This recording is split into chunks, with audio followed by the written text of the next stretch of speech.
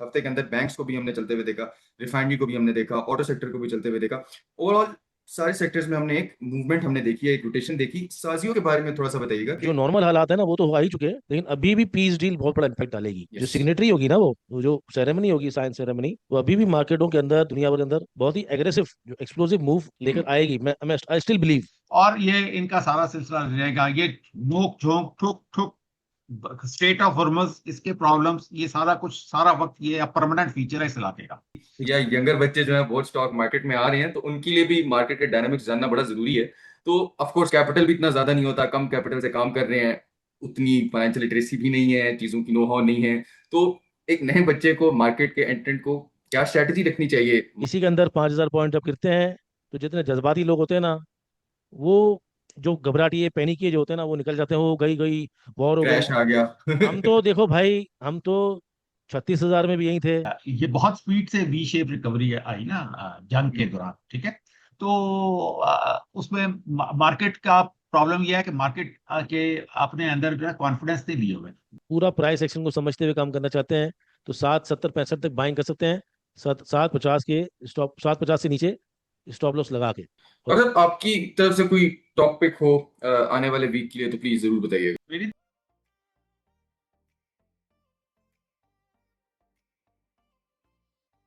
अस्सलाम वालेकुम, welcome to PSX दंगल। इससे पहले कि हम आज के शो को स्टार्ट करें, मैं बताता चलूं कि मुफीस भाई कुछ मसरूफियत की वजह से आज का दंगल नहीं कर सकेंगे, बट जो नेक्स्ट एपिसोड होगी उसमें वो वापस शो में अपना पार्ट प्ले करेंगे।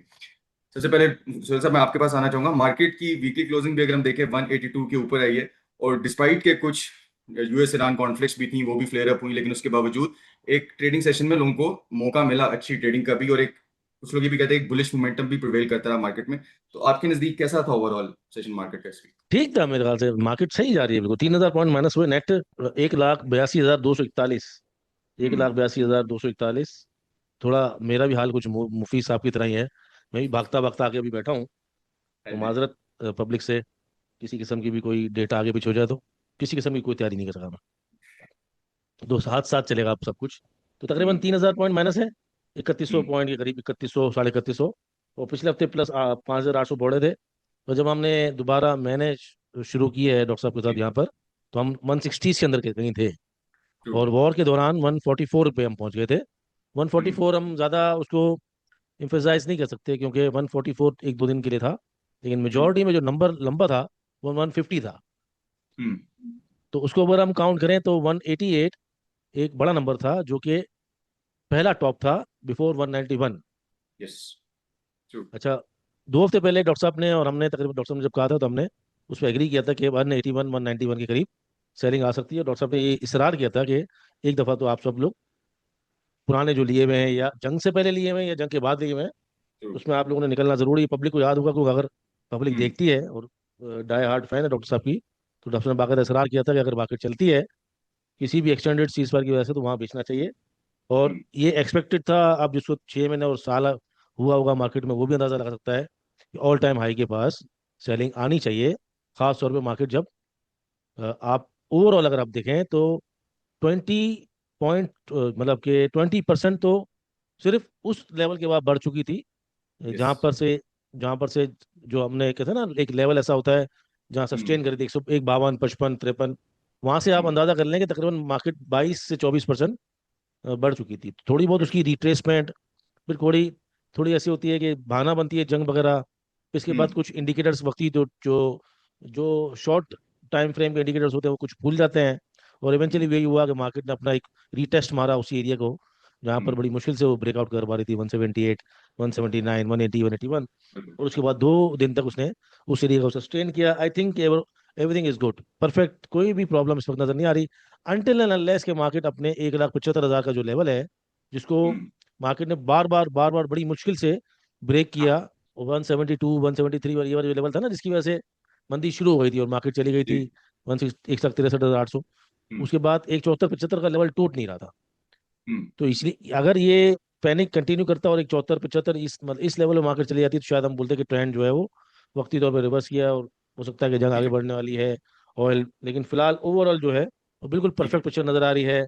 स्टॉक्स भी चल रहे ट्रू। हैं, सेक्टर वाइज भी चल रहे हैं। ये हमने पिछले हफ्ते भी बताया था लोगों को कि हम्म। रिफाइनरी का ख्याल रखिएगा, कुछ सोशल मीडिया पे हमने अपने कुछ व्हाट्सएप चैनल पे हमने जो स्टॉक बनाए थे, जैसे टाटा सीमेंट है, मैक्टर है, इसके अलावा जून के महीने में सिनर्जी वगैरह है। हम्म। बहुत सारे स्टॉक चलते हैं, और बहुत सारे स्टॉक जैसे ड्यूरिंग मार्केट हम बताते हैं वो चले हैं। कुछ हमने यहाँ पर भी लॉन्ग स्विंग दी हुई है दंगल में हम्म। भी, उसके बारे में बात करेंगे इंशाल्लाह। ओवरऑल परफेक्ट पिक्चर है, कोई प्रॉब्लम इस वक्त तक नजर नहीं आ ठीक है। ठीक है, जैसे डॉक्टर साहब, जैसे सुनील साहब ने कहा कि सारी चीजें इंटैक्ट हैं, लेकिन एक चीज है जो काफी इन पॉइंट रखने की जरूरी है, क्योंकि यूएस ईरान टेंशन जो हैं वो कुछ हद तक हमने देखा कि लोग कह रहे थे कि दोबारा से बढ़ सकती हैं, और एक हद तक तो हमने ये भी देखा कि जो सैंक्शंस हटाने का कहा था और ट्रेड खोलने का कहा था वो चीज भी कुछ हद तक रुक गई और अटैक्स वापस रिज्यूम हुए। अब इसकी वजह से काफी लोग ये एज्यूम कर रहे हैं कि वापस दोबारा से जो है एक क्रैश एंटिसिपेट किया जा सकता है, लेकिन जो हमने टेक्निकल लेवल्स बताए हैं उसमें बाजार में ऐसी कोई चीज नजर आ नहीं रही। तो आपका क्या कहना, अगर एक लॉन्गर प्रोजेक्शन पे देखे जाए तो ये चीजें एक थम जाएंगी, रिलैक्स्ड हो जाएंगी, या हम दोबारा से देख सकते हैं कि फेयर अप होंगी? थोड़ा सा जियोपॉलिटिकली इस चीज को एक्सप्लेन कीजिए। जियोपॉलिटिकली मैं करता हूँ, लेकिन मैंने आपको एक बात बतानी है कि ये जो हमने अगर मैं अपना चार्ट शेयर करूँ ना, तो मैं प्लीज थोड़ा सा प्लीज। मार्केट पर कमेंट करना चाहूंगा, उसके बाद फिर जियोपॉलिटिकली पे हम देखते हैं क्या करना है। ये हमने लगा के रखा हुआ था, ये देखें ना, ये आपका ये स्विंग लो है, ये स्विंग हाई है। हम्म। तो इसमें जब आप ये फिक्स रेंज का जब हम लगाते हैं, विजिबल रेंज का जो है वॉल्यूम हम्म। प्रोफाइल, सॉरी फिक्स रेंज का, तो ये हमने लगाया था, तो इसमें ये इसकी रेजिस्टेंस बन जाती है ना, ये क्योंकि ये इसने जब ये इसका ये टॉप लगा था तो ये इसकी रेजिस्टेंस बन गई ना। तो उस वक्त जब जब ये लगाया था ना, तो उस वक्त मैंने बता दिया था कि ये मार्केट अब इधर आएगी, ये हम्म। 179 पे। जंग तो बाद में शुरू हुई, अभी ये यहाँ पे थी, ये इस जगह पे, ये जो ग्रीन मार्केट जो है ना 186 पे थी, जहाँ पे ये क्लोज किया था इसने हम्म। 187।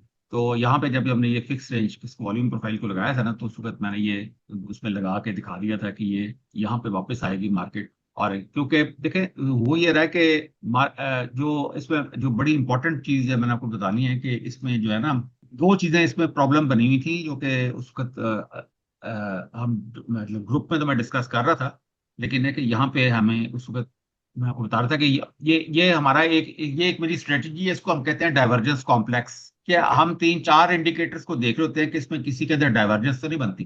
तो इसमें ठीक एक है। इंतहाई, ये जो इसका नाम है EFI, इस इंडिकेटर से। ठीक है। तो ये देखिए, ये इसके अंदर कितनी बड़ी डाइवर्जेंस बनी हुई थी, ये देखिए, हम्म। ये आप नजर आ रहा है, ये बिल्कुल। मार्केट ऊपर जा रही थी, ये देखिए, मार्केट ऊपर जा रही थी, और यहां से लेके यहां तक ये डाइवर्जेंस बनी हुई थी, यानी कि यहां से यहां इसको इस इंडिकेटर का टॉप इधर लगा हुआ है जी, पहली पीली लाइन पे, और यहां पे हम्म। आके तो ये गिरा है। ये देखें, ये देखें, ये नजर आ रहा है आपको? जी। ये यहाँ पे जो लाइन लग रही है ना, तो आप ये देखें, ये देखें, ये इसका टॉप था। तो जब मार्केट ऊपर जा रही थी तो ये नीचे आ रहा था। ठीक है। अच्छा, अब इसके अंदर जो इसकी जो सबसे खूबसूरत बात ये होती है कि इस इंडिकेटर में कोई हिडन और विजिबल डाइवर्जेंस नहीं होती ना, मतलब बाकी जो इंडिकेटर्स के अंदर हम कहते हैं कि देखें, वो जो हिडन डाइवर्जेंस का मतलब होता है कि जो कंटिन्यूटी ऑफ ट्रेंड होता है, इसके अंदर जो भी डाइवर्जेंस जो भी बनेगी, जिस भी लेवल पे बनेगी, वहां पे वो एक्ट कर रही होती है। क्यों? हम्म। कि ये जो इंडिकेटर है ना, ये बेसिकली आज का क्लोज और कल का क्लोज, उसका जो डिफरेंस होगा ना, जो कल हम्म। मार्केट क्लोज हुई थी और आज जो मार्केट क्लोज हुई है, और उसका जो डिफरेंस है ना, उसको मल्टीप्लाई बाय वॉल्यूम करते हैं। ठीक है। तो उसके बाद वो एक, यानी कि एक नुक्ता बनेगा, फिर इस तरह करके करते करते करते ये जो है ना, तो बेसिकली ये प्राइस एक्शन का इंडिकेटर है। और सही है। उसमें यानी कि इसके अंदर जो है ना, सबसे इंपॉर्टेंट पार्ट प्ले कर रहा होता है आपका वॉल्यूम, ठीक है। इस इंडिकेटर। तो अब मार्केट चढ़ रही थी और वॉल्यूम गिर रहे थे, बिल्कुल। तो उसकी वजह से उसमें लग रहा था कि ये जंग बहुत, मतलब उस वक्त तो नहीं हमें पता था कि जंग आनी है कि नहीं आनी, लेकिन है कि जी इस चीज ने बहुत होशियार कर दिया था कि भाई ये इस वक्त इसमें मार्केट के अंदर ये इश्यू चल रहा है, और इसके अंदर होशियार रहने की जरूरत है। और इसमें मसला ये आ जाता है कि ये जो देखे, इसमें ये बहुत स्पीड से वी शेप रिकवरी आई ना जंग के हम्म। दौरान, ठीक है। तो उसमें मार्केट का प्रॉब्लम यह है कि मार्केट के अपने अंदर जो है कॉन्फिडेंस नहीं लिए हुए, यानी कि ऐसे लगता है मार्केट का कि किसी ने उसको जबरदस्ती यूं यूं करके ना, मतलब गोदी में बिठा के तो उसको लेके ऊपर निकलने की कोशिश कर रहा है, लेकिन है सही है। कि जो पीछे से कुछ जो है ना, ज्यादा चीजें साथ नहीं दे रही। हम्म। उसमें एक और चीज मैं आपको बता देता हूँ, ये जो ये जो दो लाइनें हैं ना, ये 2 मार्च और 27 मार्च, ये तो जंग वाला एरिया है ना। 2 माह यानी कि 28 फरवरी को हमला हुआ है, तो ये 2 मार्च की ये कैंडल है, और उसके बाद और उसके बाद से लेके एक ये ट्रेंड लाइन चल रही है, देखें, हम्म। हुआ ये है कि ये ट्रेंड लाइन इधर ब्रेक हो गई। जो इंपॉर्टेंट चीज मैंने आपको बतानी थी कि ये 14 मई को ना ये ट्रेंड लाइन ब्रेक हो। हम्म। इस मार्केट को अगर इस मार्केट को अगर ट्रेंड में रहना था ना, तो इस ट्रेंड लाइन के ऊपर ऊपर चलना था। जिस तरह ये चला ना, ये आया इधर हम्म। आया इधर आया फिर इधर आया, यहाँ से इस तरह आया। ये हायर हाई हायर लो जो है ना, इस ट्रेंड लाइन के ऊपर बनने थे। हम्म। बिल्कुल। ये इस ट्रेंड लाइन को ब्रेक करके इसने इस ट्रेंड लाइन को रीटेस्ट किया, फिर ये हम्म। गिरी है, फिर इसको इसने अटैक किया, फिर ये गिरी है, अब इसने फिर इसको अटैक किया, फिर ये गिरी है। तो जब तक ये मार्केट जो है इस ट्रेंड लाइन के अंदर नहीं आती ना, जी। ये मार्केट आपको तंग करेगी। इस ठीक मार्केट है। ने अगर ग्रो करना है और इस मार्केट ने अगर चलना है, हम्म। तो उस इस ट्रेंड लाइन के ऊपर चलेगी तो मार्केट कॉन्फिडेंस में रहेगी। नहीं तो मार्केट आपको तंग करती रहेगी बार बार बार बार बार बार, क्योंकि ये रेजिस्टेंस का काम दे रही है जो ट्रेंड लाइन है ना। मतलब 190 से पहले पहले 189 188 तक मार्केट तंग करेगी थोड़ा मजीद, अनलेस और अनटिल इस लाइन से ऊपर जाती है। इस लाइन से ऊपर चली जाएगी तो मार्केट आसान हो जाएगी ना, कहने का मतलब ये। ठीक है, फिर वो अपने हायर हाई हायर लोज लगाना शुरू कर देगी स्ट्रक्चर के अंदर आके। ये मार्केट आउट ऑफ स्ट्रक्चर चल रही है, आप इस चीज को अंडरस्टैंड करें। ठीक है। ठीक है, बिल्कुल सही है। अब उसमें बाकी रहेगी बात जंग की। तो मैंने ये बात अभी जब ये बात मैंने जनवरी में बता दी थी कि ये जंग जो है ना, कई माह और हो सकता है कई साल चले। डॉक्टर साहब, आपका ये जो एनालिसिस था, ये कई माह या कई साल चलेंगे, ये कुछ आप reflecting back to the history के ऐसे पैटर्न्स पहले हो चुके हैं जब यूएस ईरान की टेंशन आई हैं खास तौर पे? देखिए, वो जो ईरान है ना, उसको तो 8-8 साल की जंग लड़ने की आदत है। उसने जी। उसने इराक से भी लड़ी थी, उसने कुवैत से भी लड़ी थी। ठीक है, हम्म। तो उसका तो कोई इशू नहीं है, वो तो लंबी जंग लड़ने का आदमी है। हम्म। इधर मसला इनको है, अरबों को। और मसला इसराइल को मसला है, इस मसला यूएस को है, जिसके पैसे खर्च होते हैं। ट्रू। और उनका बड़ी महंगी पड़ती है जो जंग है। उसमें देखा ना, 40-50 जहाज तो उड़ा बैठा है यूएस में। हम्म। तो वो मतलब वो क्या, तुम चाचा तू खाम खा वाला हिसाब है ना, उसका लेनी ना देनी। वो इधर आके किधर, वो खुद यूएस किधर है, ईरान किधर है, किधर आके पंगा ले रहा है। मतलब है कि एक होता है ना, बदमाश राह जाते ही किसी को चपेड़े मारने आ जाता है, वो वाला हाल है यूएस का। और वो ऐसे ही है। और वो और वो इतना तगड़ा हो गया चपेड़े खा खा के ईरान के, वो कहता है, अच्छा चल मारी चल। ऐसे ही है। तो उसमें उसको प्रॉब्लम तो यूएस को ही पड़ रही है, पैसे उसके जाया हो रहे हैं। ईरान के पास बेचारे के पास तो है ही कुछ नहीं। उसके 4 बम और मार देगा, 50 और मार देगा, उससे क्या फर्क पड़ेगा उस ईरान को? अभी तो उसने साबित कर दिया है, ये जनाजे पे भी करोड़ों बंदा इकट्ठा हो गया। और क्या फर्क पड़ता है? मतलब जब एक कौम का रिजॉल्व हो कि जी मैंने तो अपने आप को, मैंने सरवाइव करना है, और एक कौम सर्वाइवल मोड के अंदर हो, तो उसको मारना बड़ा मुश्किल हो जाता है। ऐसे ही है। सुनील साहब, एक चीज बताइएगा कि एक तरफ तो ये है कि यूएस ईरान की टेंशन हैं, कुछ हद तक मार्केट इसको अब्जॉर्ब भी कर चुकी हुई है, ठीक है, पीस सीज फायर की बातें भी चल रही थी सारी। लेकिन जो लाइसेंस कैंसिल होने वाली बात है और ये जो सैंक्शंस हटाना, जो रुक जाना था, इन सारी चीजों का एक इम्पैक्ट हम देख तो सकते हैं कि ऑयल प्राइसेस के ऊपर भी इन फ्यूचर आपको क्या लगता है मजीद आएगा, या ये स्टडी रहेंगी जिस पोजीशन पे अभी चल रही है?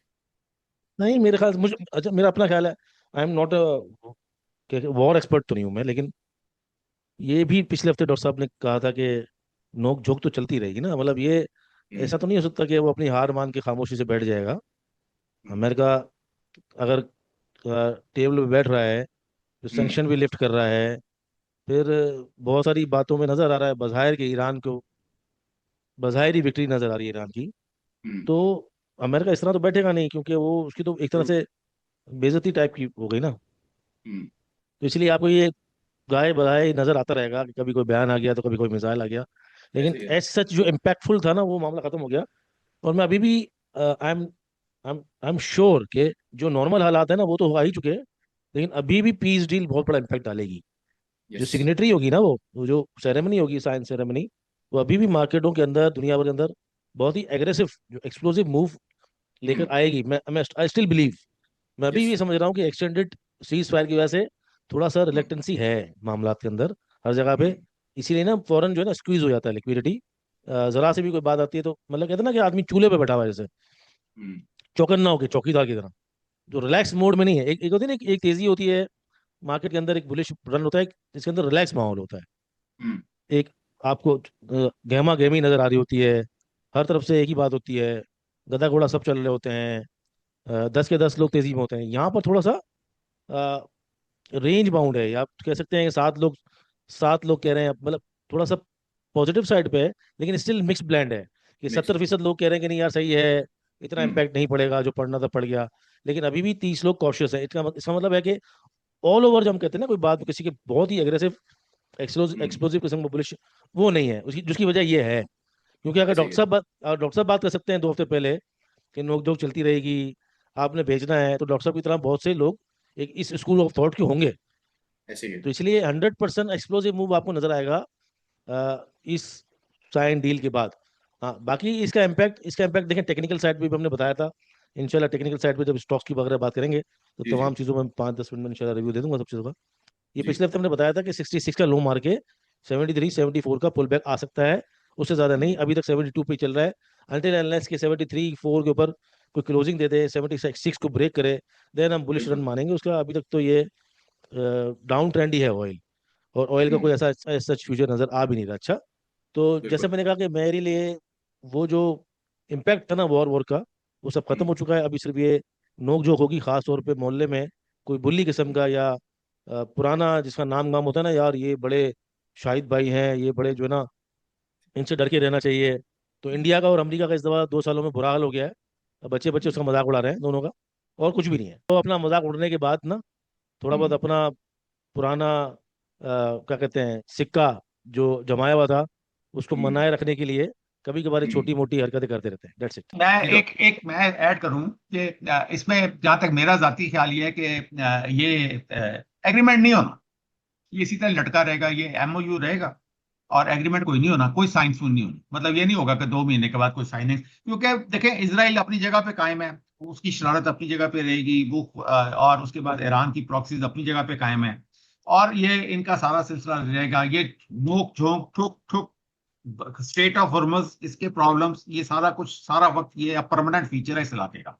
एग्जैक्टली एक एग्जैक्टली। दूसरी बात यह है कि जो जो जो प्रॉब्लम दे रही है ना, जिसकी वजह से पाकिस्तान जी। की रेटिंग 2-3 एजेंसीज ने जो जीडीपी भी डाउन किया है, और उसके बाद उसके जो रीजन उन्होंने दिए हैं ना, उसमें एक रीजन हम्म। उन्होंने ये दिया है कि हमारी जो ये मिडिल ईस्ट के रीजन में जो तजारत है उसके अंदर प्रॉब्लम आ रही है पाकिस्तान जी। की। और दूसरी ये है कि वो उन्होंने फोरकास्ट किया कि हमारी रेमिटेंस गिर जाएगी उस इस इलाके से। और हम्म। तीसरी चीज ये है कि इधर अब ये जो है ना, बस जो चीजें ये अरब अरब कंट्री से इधर आ रही थी ना, जी। वो आना फीजिबल नहीं रहेंगी, क्योंकि वो इंश्योरेंस इतनी हाई चली गई है जंग हम्म। ज्यादा इलाके में। हम्म। सिर्फ मजे इंश्योरेंस कंपनीज के हैं, ठीक है। और जी। कोई शिप भी इस तरह रिस्क लेने को तैयार नहीं है, क्योंकि जब मर्जी जिस पे मर्जी फायरिंग हो जाती है, जिस मर्जी को आग हम्म। लगा देते हैं, जिस मर्जी को जो, तो उससे ये होता है कि उस इलाके का बिजनेस कॉन्फिडेंस जो है ना शटर हो गया हुआ। ट्रू।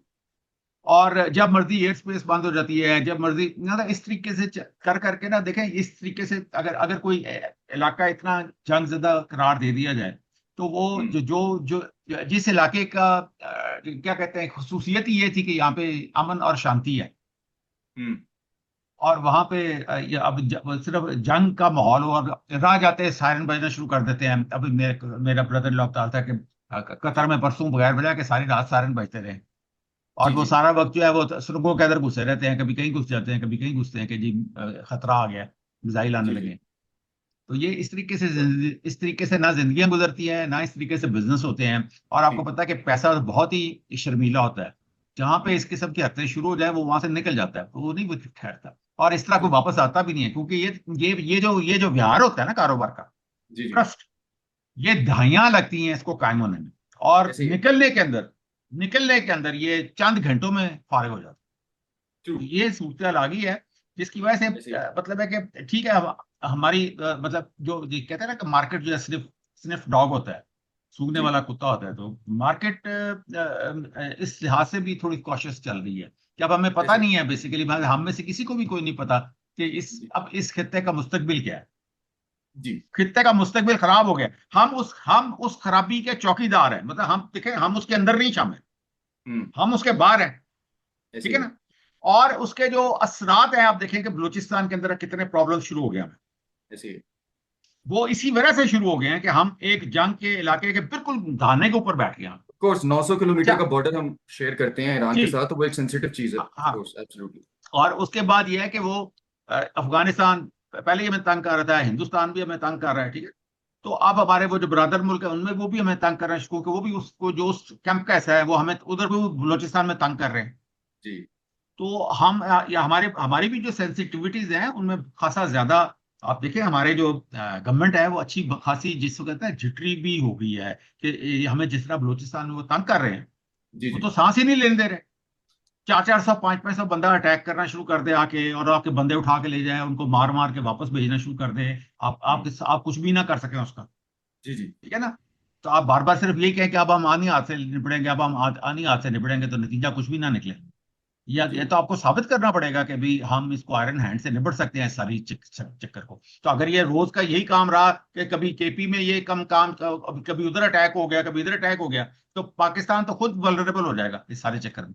पाकिस्तान के डायनामिक्स ऐसे रहे हैं हिस्ट्री में, हमने ऐसा देखा है कि हमारी इकोनॉमी और पाकिस्तान ने डिफरेंट किस्म के इंडो पाक वॉर ले लें, डिफरेंट चीजें देख लें, फेस की हैं, और उससे मेरा ख्याल है सर्वाइवल इंस्टिंक्ट हमारा जो है पाकिस्तानियों का काफी स्ट्रांग है इस चीज को लेके। मैं थोड़ा सा दो चीजें कनेक्ट करूंगा और फिर मैं सेक्टर स्पेसिफिक आप लोगों से सवाल करूंगा। तो सर मेरा एक सवाल है आपसे कि पाकिस्तान जो है प्लान करा था ईरान से सस्ता ऑयल लेने का, एक ये वाली चीज है, उससे हमारी रिफाइनरीज को भी फायदा होना था। मुझे इस बारे में बताइएगा कि कुछ हद तक तो इम्पैक्ट पाकिस्तानी इकोनॉमी होगी, क्योंकि एक तो हमारा एक ट्रेड तो है, हो सकता था ईरान के साथ सस्ता ऑयल हमें मिल सकता था, फूड की ट्रेड हो सकती थी, वो चीजें शायद उस तरह से ना हो, तो उसका एक इम्पैक्ट हम इकोनॉमी पे देखेंगे। और इसके साथ एक और सवाल ही मैं कनेक्ट करूंगा, आप जवाब दे दिएगा। जो पैटर्न हमने यूएस ईरान टेंशन पे और उसका इम्पैक्ट मार्केट पे देखा है, क्या ये इतना ज्यादा इंपॉर्टेंट है? क्योंकि इससे पहले यूएस ईरान, जब पाकिस्तान और इंडिया की टेंशन हुई थी, वो तो ज्यादा सेंसिटिव मैटर था, लेकिन उससे भी हम रिकवर कर गए और बहुत अच्छा रिकवर कर गए। तो क्या इस चीज को, again, is it this much of a matter? ना इसको समझा जा रहा है अभी? नहीं, मैं थोड़ा रिवाइंड करा देता हूँ। तो आप इंडिया पाकिस्तान की जो बात कर रहे थे ना, वो तो जब खत्म हुआ तो मार्केट तेज शुरू हुई थी, टिल देन तो गिर गई जी थी ना वो। जी। और जल्दी खत्म हो गई, उतना प्रोलॉन्ग किया ही नहीं उसने। हम्म। एक बात उसमें ये थी। दूसरा, एक तो खत्म जल्दी हो गई, अब वो देर तक रहती तो क्या होता, तो हम वो उसमें तुम जाके नहीं सोच सकते। यस। इसका नुकसान क्या है, पूरी दुनिया में फैल जाती है ना आपकी। आज ही जो आईएमएफ ने, वर्ल्ड बैंक ने, आईएमएफ ने जो रिपोर्ट जारी की है, आईएमएफ ने की है हम्म शायद, आईएमएफ ने की है कि 3% कर दिया, और दुनिया भर की ग्रोथ को और कम कर दिया उसने।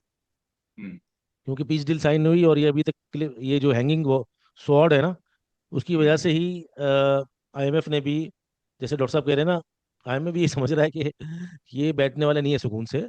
और ये पूरी दुनिया की तिजारत को, चाहे स्टेट ऑफ हॉर्मोज हो, चाहे किसी किस्म की एक्सपोर्ट हो, इम्पोर्ट हो, अफगानिस्तान इंडो पाक हो, जी। पाकिस्तान अफगानिस्तान हो, पाकिस्तान ईरान हो, ईरान, हम्म मतलब दुनिया भर की ट्रेड कहीं ना कहीं से डिस्टर्ब रहेंगी, because of 3 wars we have seen. yes, एक तो ये जो करंट चल रही है मिडिल ईस्ट की वॉर सबसे बड़ी, हम्म उससे 2 साल 3 साल पहले हम देख चुके हैं आपकी रशिया और यूक्रेन की, और उसके बाद फिर अब इस बीच में आ गई थी थोड़े से टाइम के लिए पाकिस्तान इंडिया की।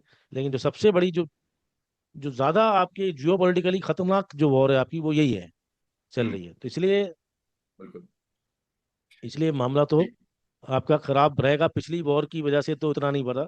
अब ये जब तक या तो ऑयल आपका स्टेबल रहे, ठीक है, हम्म या तो पीस डील हो जाए। जैसे मैंने पहले कहा था, बिल्कुल। अभी डॉक्टर साहब ने कहा जैसे कि मैं तो नहीं मानता, मतलब मुझे नहीं लगता कि ये माने ना पीस डील साइन होनी है। और मैं उससे पहले आपको यही कह रहा था कि यही वजह है कि ओपिनियन बटा मिक्स्ड हुआ है। है। यस। बिल्कुल।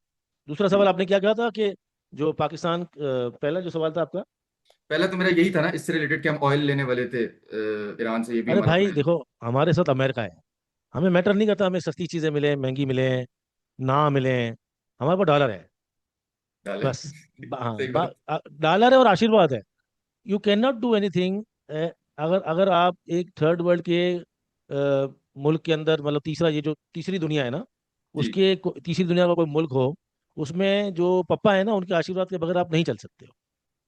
सही तो बात अगर है। आप ये कोशिश करोगे जो हमारे खान साहब ने की थी रशिया वाली, और अपनी कोई खारजा पॉलिसी बनाने वाली, तो हुआ क्या, चलो निकलो। तो रिजीम चेंज पूरी दुनिया में हो जाते हैं भाई। यहाँ का जो सेटअप है ना, वो अल्लाह, अमेरिका और आर्मी पे चल रहा है। और अब जितना जितना सॉलिड अब चल रहा है पिछले 3 साल से, मुझे अब, बचपन में जब मैं सुनते थे ना ट्रिपल ए पे पाकिस्तान चलता है, उतना यकीन नहीं आता था। थोड़ा बहुत उस वक्त मुझे यकीन था इस पे, डेमोक्रेसी पे। मैं बहुत बड़ा जी फैन हूँ मोहतरमा बेनजीर भुट्टो का, बीबी का बहुत बड़ा फैन था उस वक्त, क्योंकि मैं I was student at time, और बहुत उनका जो बोलने का अंदाज, ग्रेसफुल लेडी थी वो। तो पॉलिटिक्स में बड़ा बिलीव था मुझे।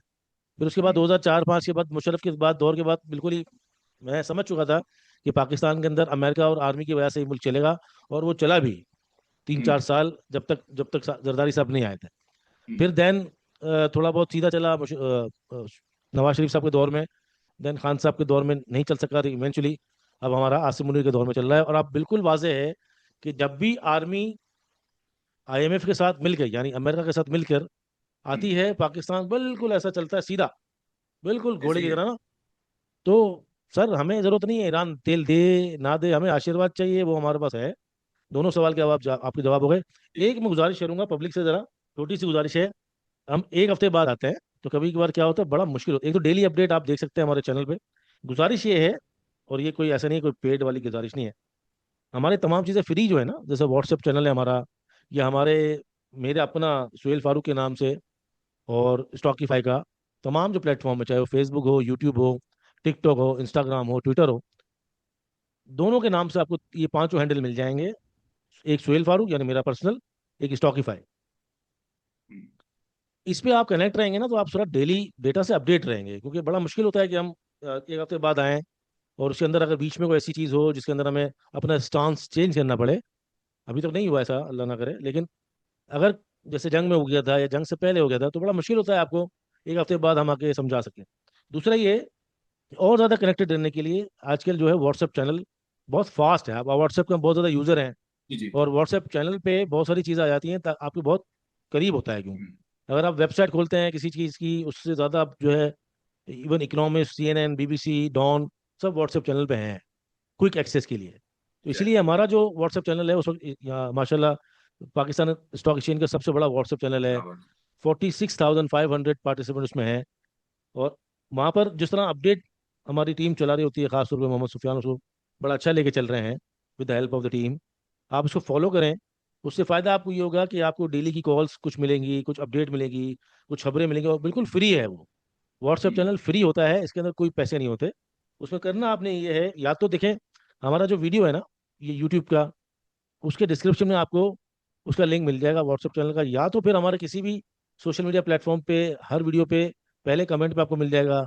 या बेस्ट पॉसिबल सिनारियो ये है कि आप हमारे जो नंबर है हमारा 0336 244 44 6 पे व्हाट्सएप मैसेज करें और कहें कि हमें स्टॉकीफाई यानी आपके जो भी नुमाइंदा उसको बोलें कि स्टॉकीफाई के फ्री व्हाट्सएप चैनल का लिंक दे दें, तो आपको मिल जाएगा। तो इस तरह से आप कनेक्ट हो सकते हैं। दूसरा गुजारिश ये है, अपने फाइनेंस का, अपने कैपिटल का ख्याल रखना है बहुत ज़्यादा। और आप अभी तक इस मार्केट के अंदर पैसा नहीं बना सके, इवन दो कि आप बहुत सारी चीज़ें देख रहे हैं और बहुत ही कनेक्टेड हैं तमाम सोशल मीडिया पे भी, और बहुत मेहनत कर रहे हैं, अटैम्प्ट कर रहे हैं और नहीं कर सके, तो आप अपने आप को एक चांस दीजिए, कनेक्ट कीजिए हमारी टीम के साथ। तमाम सर्विसेज जो भी आपको सूट करती है, चाहे वो पोर्टफोलियो डिजाइनिंग हो, 101 एडवाइजरी हो, पोर्टफोलियो डिजाइनिंग हो, या स्विंग विद ट्रेड हो, स्विंग विद स्टॉकीफाई हो, इन्वेस्ट विद स्टॉकीफाई हो, हमारी तमाम सर्विसेज एक दफ़ा एटलीस्ट फ़ोन करके, व्हाट्सएप करके पूछे जरूर जरूर। जो सर्विस आपको सूट करती है, अगर उसको लेने के बाद आपकी प्रॉफिटेबिलिटी आपकी बढ़ती है, तो वाई नॉट। तो नंबर है 0336 244 4466। इधर आपको अगर स्टॉकीफाई के व्हाट्सएप चैनल का, फ्री व्हाट्सएप चैनल का लिंक लेना है तब भी, और अगर तमाम सर्विसेज हमारी पेड लेनी है तब भी, 0336 244 44 66 पे कनेक्ट जरूर कीजिए, ताकि हर किस्म की कुर्बत यानी आपको जी हम करीब आ सकें, ताकि ज़्यादा से ज़्यादा टाइमली इंफॉर्मेशन आपको मिल जी। तो जितना आप करीब आएंगे उतना ही इन डेप्थ आपको वैल्यू मिलती रहेगी। हफ्ते में 12 शोज के अंदर भी हम प्रोवाइड कर रहे होते हैं, व्हाट्सएप चैनल पे और इन डेप्थ में मिलेगी। तो जितना आप सीखने की विलिंगनेस रखेंगे उतना ही आपको हम हमारी तरफ से आपको चीजें प्रोवाइड की जाएंगी। मैं सेक्टर स्पेसिफिक अभी आना चाहूंगा। डॉक्टर साहब, पहले मैं आपसे डिस्कशन चाहूंगा कि हमने देखा इस हफ्ते के अंदर बैंक्स को भी हमने चलते हुए देखा, रिफाइनरी को भी हमने देखा, ऑटो सेक्टर को भी चलते हुए देखा। ओवरऑल सारे सेक्टर्स में हमने एक मूवमेंट हमने देखी है, एक रोटेशन देखी। साजियो के बारे में थोड़ा सा बताइएगा कि ऑटो सेक्टर के अंदर साजियो क्यों रुका हुआ है, क्या आपको इसकी टेक्निकली रीजन नजर आती है? साजियो पहले इस लीग में था, जो GAL और GHNI की लीग में था, जी और ट्रेडिंग हुआ करती थी। वो उस लीग में से हटके तो इन्वेस्टमेंट लीग के अंदर ट्रांसफर हो गया, जी और उसका मुकाबला इंडस के साथ होना शुरू हो गया। जी। और वो जो जो उसमें ट्रेडिंग के जो मजे थे ना, वो खत्म हो गए। और वो जो शेयर है ना, वो इन्वेस्टमेंट शेयर बन के, तो जिस तरह इंडस सोया रहता है, तो इसी तरह साजियो भी सोना शुरू कर गया। वो कहते हैं ना, खरबूजे को देख के खरबूजा रंग पकड़ता है। है। इंडस्ट सोया वो रहता वाली है, सूरत है क्या? जिस तरह इंडस्ट सोया रहता है, हाँ सही बात है। हाँ जी, हाँ ये जी, हाँ जी। इंडो, मेरा इंडस्ट तो सालों से सो रहा है यार। जी जी जी, एटलस होंडा भी सोया रहता है, वो भी सोया रहता है, बस ये जो इन्वेस्टमेंट शेयर्स होते हैं फिर ये सोए रहते हैं। अच्छा, अब हुआ क्या है कि इसमें इसमें से इसने सोना नहीं था कि देखें, जहाँ पे 2-2 हजार 3-3 हजार गाड़ी टैंक और वो हैवल बिक रही हो और खड़का रही हो, उसकी प्रॉफिटेबिलिटी का आप अंदाजा लगाएं, तो उस हिसाब से तो इसको इंडेक्स को पीछे छोड़ देना चाहिए था, और ये 2800-3000 का तो कोई इसका मसला ही नहीं था। प्रॉब्लम ये आ गई है कि एक तो BYD का जो भागी आ रही है पीछे से, और तीसरा ये है कि वो जो चेरी जो टिगो 9 है, और फिर एक और चीज ये है कि वो ये जो आ गई है जेटूर, उसने 1.27 1.30 कीमत डाल दी है, और इस वक्त जो मिडिल ईस्ट में सबसे ज्यादा सेल होने वाली गाड़ी वो जेटूर है। और उसमें उसकी वजह मैं आपको बता देता हूँ कि वहां पे ये जो अरबे है ना, ये लैंड क्रूजर और निसान जो पेट्रोल थी ना, इनकी पसंदीदा गाड़ी थी, और रेंज रोवर ये इधर नहीं लेके जाते थे डेजर्ट में ना, क्योंकि रेंज रोवर बहुत महंगी गाड़ी है। तो अरबा भी इवन ना उससे डरता है कि मैंने नहीं लेके जाना।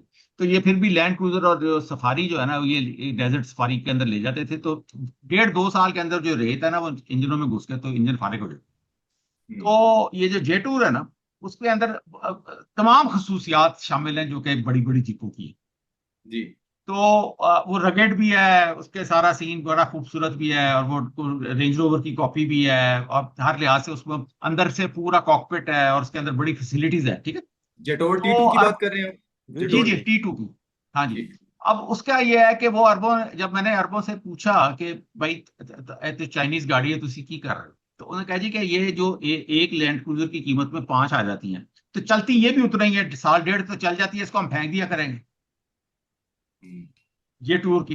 तो उतना ही चलती है ये और ये उसके उसकी कीमत में 5 आ जाती हैं लैंड क्रूजर की कीमत में। हम्म, तो अब वो अब इधर 1.27 बहुत कंपिटिटिव कीमत डाली है उसने, ठीक है ना। इतनी बड़ी गाड़ी है वो, प्राडो और लैंड क्रूजर के मतलब हुजम की जीप है। और वो उसमें उसने एक तो फॉर्च्यूनर को फड़काना है, मतलब है कि पीछे की है। दूसरा, हैवल को उसने प्रॉब्लम डाली है। तीसरा, उसने टैंक को भी प्रॉब्लम डाल दी है। टैंक 2.25 करोड़ बढ़ा रुपए दी की है, गाड़ी है। कीमत बढ़ा दी है हाँ उन्होंने जी। जेटोर की। अच्छा, अब वो ये जो टैंक वैंक जो था ना, इसमें चूंकि मेरा बेटा गाड़ियों का ही काम करता है, तो वो जो टैंक था ना, ये 25 20 25 30 लाख ऑन पे चल रहा था। हम्म। जिस दिन से ये जेटूर की कीमत आई है, उसका जी। ऑन खत्म हो गया। हम्म। टैंक का खत्म ही हो गया है। इकट्ठे 30 लाख रुपया यानी कि खत्म हो गया है। तो अब यानी कि इसकी वजह से भी थोड़ा ना मार्केट को इस चीज का अंदाजा था। हाँ जी। देखिए ना, मार्केट एक तो फॉरवर्ड लुकिंग होती है, ऊपर से स्निफ डॉग, जो स्निफर डॉग होता है उसकी खसूसियात होती है, तो सूंघ रही होती है। जो सबसे इंपॉर्टेंट मैंने आपको बात बताई थी जी। कि पाकिस्तान में जो कार डेंसिटी है ना, मतलब 1,000 पे जो कार होती है, हम्म। वो एशिया में वन ऑफ द लोएस्ट है। हमसे ज्यादा कार डेंसिटी इवन लाओस के अंदर हमसे ज्यादा कार डेंसिटी है। थाईलैंड में कार डेंसिटी है, जी। वियतनाम में कार डेंसिटी, इंडिया में बहुत अच्छी कार डेंसिटी है, बांग्लादेश में बहुत अच्छी कार डेंसिटी है। बात जी। अंडरस्टैंड कर रहे हैं। पाकिस्तान में लोग गरीब हैं, तो पाकिस्तान में लोगों के पास पैसा नहीं है नई गाड़ी। पाकिस्तान में 4 लाख गाड़ी बिकी थी 2017 में। जी। तो आज की डेट में भी 4 लाख का नंबर नहीं आया। अच्छा, उस वक्त प्लेयर थे 3 जी। 2017 में। और उस वक्त मैंने आगे भी बताया था कि होंडा कार 4 साल डार्लिंग ऑफ PSX कहलाई। होंडा हम्म। कार 350-400 रुपए का शेयर है, पता नहीं सिविल भाई को याद होगा क्या शेयर था उस वक्त। जी जी जी। जिस 17 में क्या, जब ये 2017 में। इसको 4 साल पूरा अवार्ड नहीं मिलता रहा डार्लिंग ऑफ, यानी कि बेस्ट शेयर ऑफ PSX का अवार्ड मिलता नौ था सौ तो इसको। वो तो 800 900 पे चला गया था ना। हाँ, तो बस वही मैं कहता हूँ, मेरे जहन में कंफ्यूजन थी ना, क्योंकि मैं उस वक्त मार्केट में काम नहीं करता था, लेकिन मुझे ये पता मैं इस था बात कि पे ये सारी। मैं मैं इस बात पे आपके एग्री कर रहा था कि वो डार्लिंग ऑफ PSF वाली बात सही थी आपकी। जी, उसका इसकी यील्ड सबसे ज्यादा थी डिविडेंड की तमाम शेयर्स में से। बहुत बड़ा रिटर्न हम्म। दिया था इसने पिछले 3 4 साल के अंदर, क्योंकि बहुत कम रेट होते थे इसके, और अचानक से ही चलना चलना चला 7,000 की तरह ही, जिस तरह जो जी। इसने पकड़ी थी ना, 100 रुपए से 200 रुपए से 1,000 रुपए, तो ये भी ऐसी भागा था हम्म। जैसे आजकल वो तो भाग रहा अब है वो, GHNI। जी, तो अब ये उस पॉइंट ऑफ व्यू से मैं आपको बता रहा हूँ कि ये वो जो नंबर है उसमें 3 लोग थे, अब है 18-20 लोग। और नंबर अभी वो नहीं आया 4 लाख वाला। या तो वो ना, अब इसके 7-8 लाख गाड़ियां बिकनी शुरू हो जाए तो मैं कहूँगा लो जी सबके प्रॉफिट आ गए। अब तो ये भी नहीं पता कि किसने जिंदा रहना है, किसने नहीं रहना है, किसका दिवालिया निकलना है, किसका नहीं निकलना। ठीक है ना, बड़ी फ्लूइड सिचुएशन है ऑटो सेक्टर के अंदर। तो इस हम्म। वजह से आप बिल्कुल आंखें बंद करके कि जी यह कंपनी उन हवा हो गई है, कंपनी उन तीर हो गई, ये वाला काम चलना नहीं है। मैं को सीधी सीधी बात बताऊं, कभी कोई कंपटीशन आ जाएगा, जी। कभी कोई बेहतरीन गाड़ी ले आएगा, कभी कोई बेहतरीन, क्योंकि चाइनीज से एक दूसरे को मारी जा रहे हैं। अभी तो जब BYD आएगी तो पता नहीं कि वो किस किस को खड़काएगी, उसका नहीं हमें पता। ये जे टूर तो अभी इसका जो वो जो है यहाँ पे जो फ्रेंचाइजी है जे टूर का, वो इतना कोई तगड़ा नहीं है, हैवल वाला ज्यादा तगड़ा है। हैवल वाला ठीक है ना? जी। तो मुझे मुझे लगता ये है कि हैवल वाला इसको अकल से मात दे जाएगा। मतलब है कि उनको तो इतना, वो यूनाइटेड मोटर्स कोई कंपनी थोड़ी है इतनी बड़ी।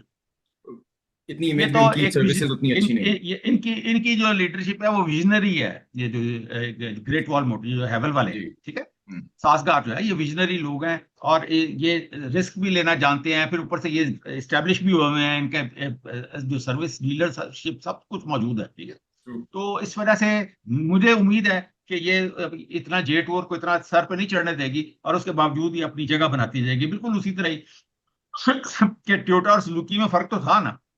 बिल्कुल ऐसे ही। टोयोटा फिर भी बिकी रही थी, टोयोटा का कोई मुकाबला नहीं था। True. इसी तरह ये चाइनीज गाड़ियों में भी ये जो हैवल वाला है, अगर ये अपना ये अकल से खेला तो ये इनको तंग करेगा। लेकिन ये इसको ये तंग होगा BYD से, BYD हैवल से वाला। होगा, क्योंकि आगे हाँ, प्लांट भी मैं लगाने जा साफ रहे हैं सी, ये। हाँ क्योंकि जी। क्योंकि उसके अंदर BYD में हम्म। जो चाइनीज गवर्नमेंट खुद भी बहुत ज्यादा इंटरेस्टेड हम्म। है ऐसे ही। BYD का, क्योंकि उन्होंने देखें, पाकिस्तान को उन्होंने इस रीजन का बादशाह चुना है इलेक्ट्रिक गाड़ियों का। चाइना ने फैसला किया कि हमने अच्छी इन्वेस्टमेंट करनी है, क्योंकि इस पे 25 करोड़ की एक तो आबादी है, और दूसरा यहीं से हम आगे एक्सपोर्ट करेंगे ये जो गाड़ियां बना के ना। क्योंकि चाइना के ऊपर पाबंदी लग जाती है, आपको पता ही है, इलेक्ट्रिक गाड़ियों पे, और ये वो तो बहुत मसाइल है। तो हम बिल्कुल। उसने पाकिस्तान के अंदर इन्वेस्टमेंट इस तरह से भी चाइनीज गाड़ियां चाइनीज गवर्नमेंट कर रही है हम्म। कि वो चाह रहे हैं कि यहाँ से हम की गाड़ियां एक्सपोर्ट करें अफ्रीका में और अरब कंट्रीज में। तो इस चक्कर में जो है ना, हमारे ऑटो, उस लिहाज से ऑटो सेक्टर हम्म। हमारा हमारा हौसला अफजा है। लेकिन है कि अभी फॉर द इमीडिएट जहाँ की बात कर रहे हैं ना, आपके अभी सोया हुआ है, जी। अभी जी। तो ये सोया ही रहेगा फिलहाल। हम्म। सही, क्योंकि बिल्कुल जितनी ठीक। देर तक ये जो मैं ऑप्टिमिस्टिक बातें कर रहा हूँ, ये साबित जी। करने के लिए टाइम चाहिए ना। ऐसे ही। तो वो टाइम से ये चलेगा। लेकिन मैं बिल्कुल ऐसे ही। ऑप्टिमिस्टिक हूँ हैवल के ऊपर, ऑप्टिमिस्टिक मैं हूँ, क्योंकि ये अच्छा एक्ट करता है, अच्छा परफॉर्म करता है, अच्छी विजनरी इसकी लीडरशिप। ठीक है, बिल्कुल सही। सुन सर, मेरा एक सवाल आपसे थोड़ा सा बताइएगा कि PSO के हवाले से, वैसे तो फंडामेंटली साउंड कंपनी है, इन्वेस्टमेंट के हवाले से बहुत लोगों ने उसको खरीदा हुआ भी है। कुछ ऑडिट जनरल की कुछ ऑब्जर्वेशंस भी आई थी PSO को लेके, कुछ 669 बिलियन की। इस बारे में थोड़ा सा बताइएगा कि क्या ये PSO को कुछ हद तक अफेक्ट करेंगी कैश फ्लोज के हवाले से भी, और फंडामेंटली क्या PSO डिस्टर्ब हो सकता है अगर हम लॉन्ग टर्म प्रोजेक्शन पे देखें।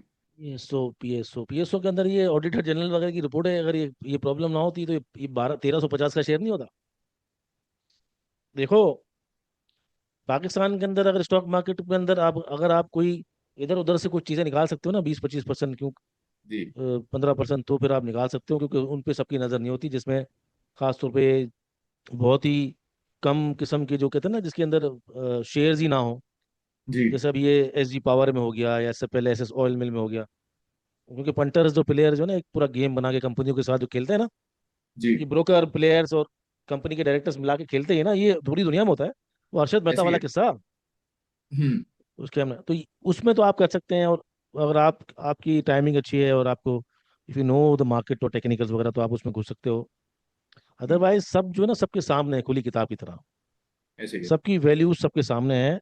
इट्स ऑल अबाउट टाइमिंग, कि हम्म। कभी आपकी मार्केट, फर्स्ट करो मैं इन्वेस्टर हूँ, डॉक्टर साहब इन्वेस्टर हो और आप ट्रेडर हो सपोज। जी। अब मैं ठीक है। इन्वेस्टर हूँ, मैंने ले लिया आज 400 रुपये में सही PSO, है।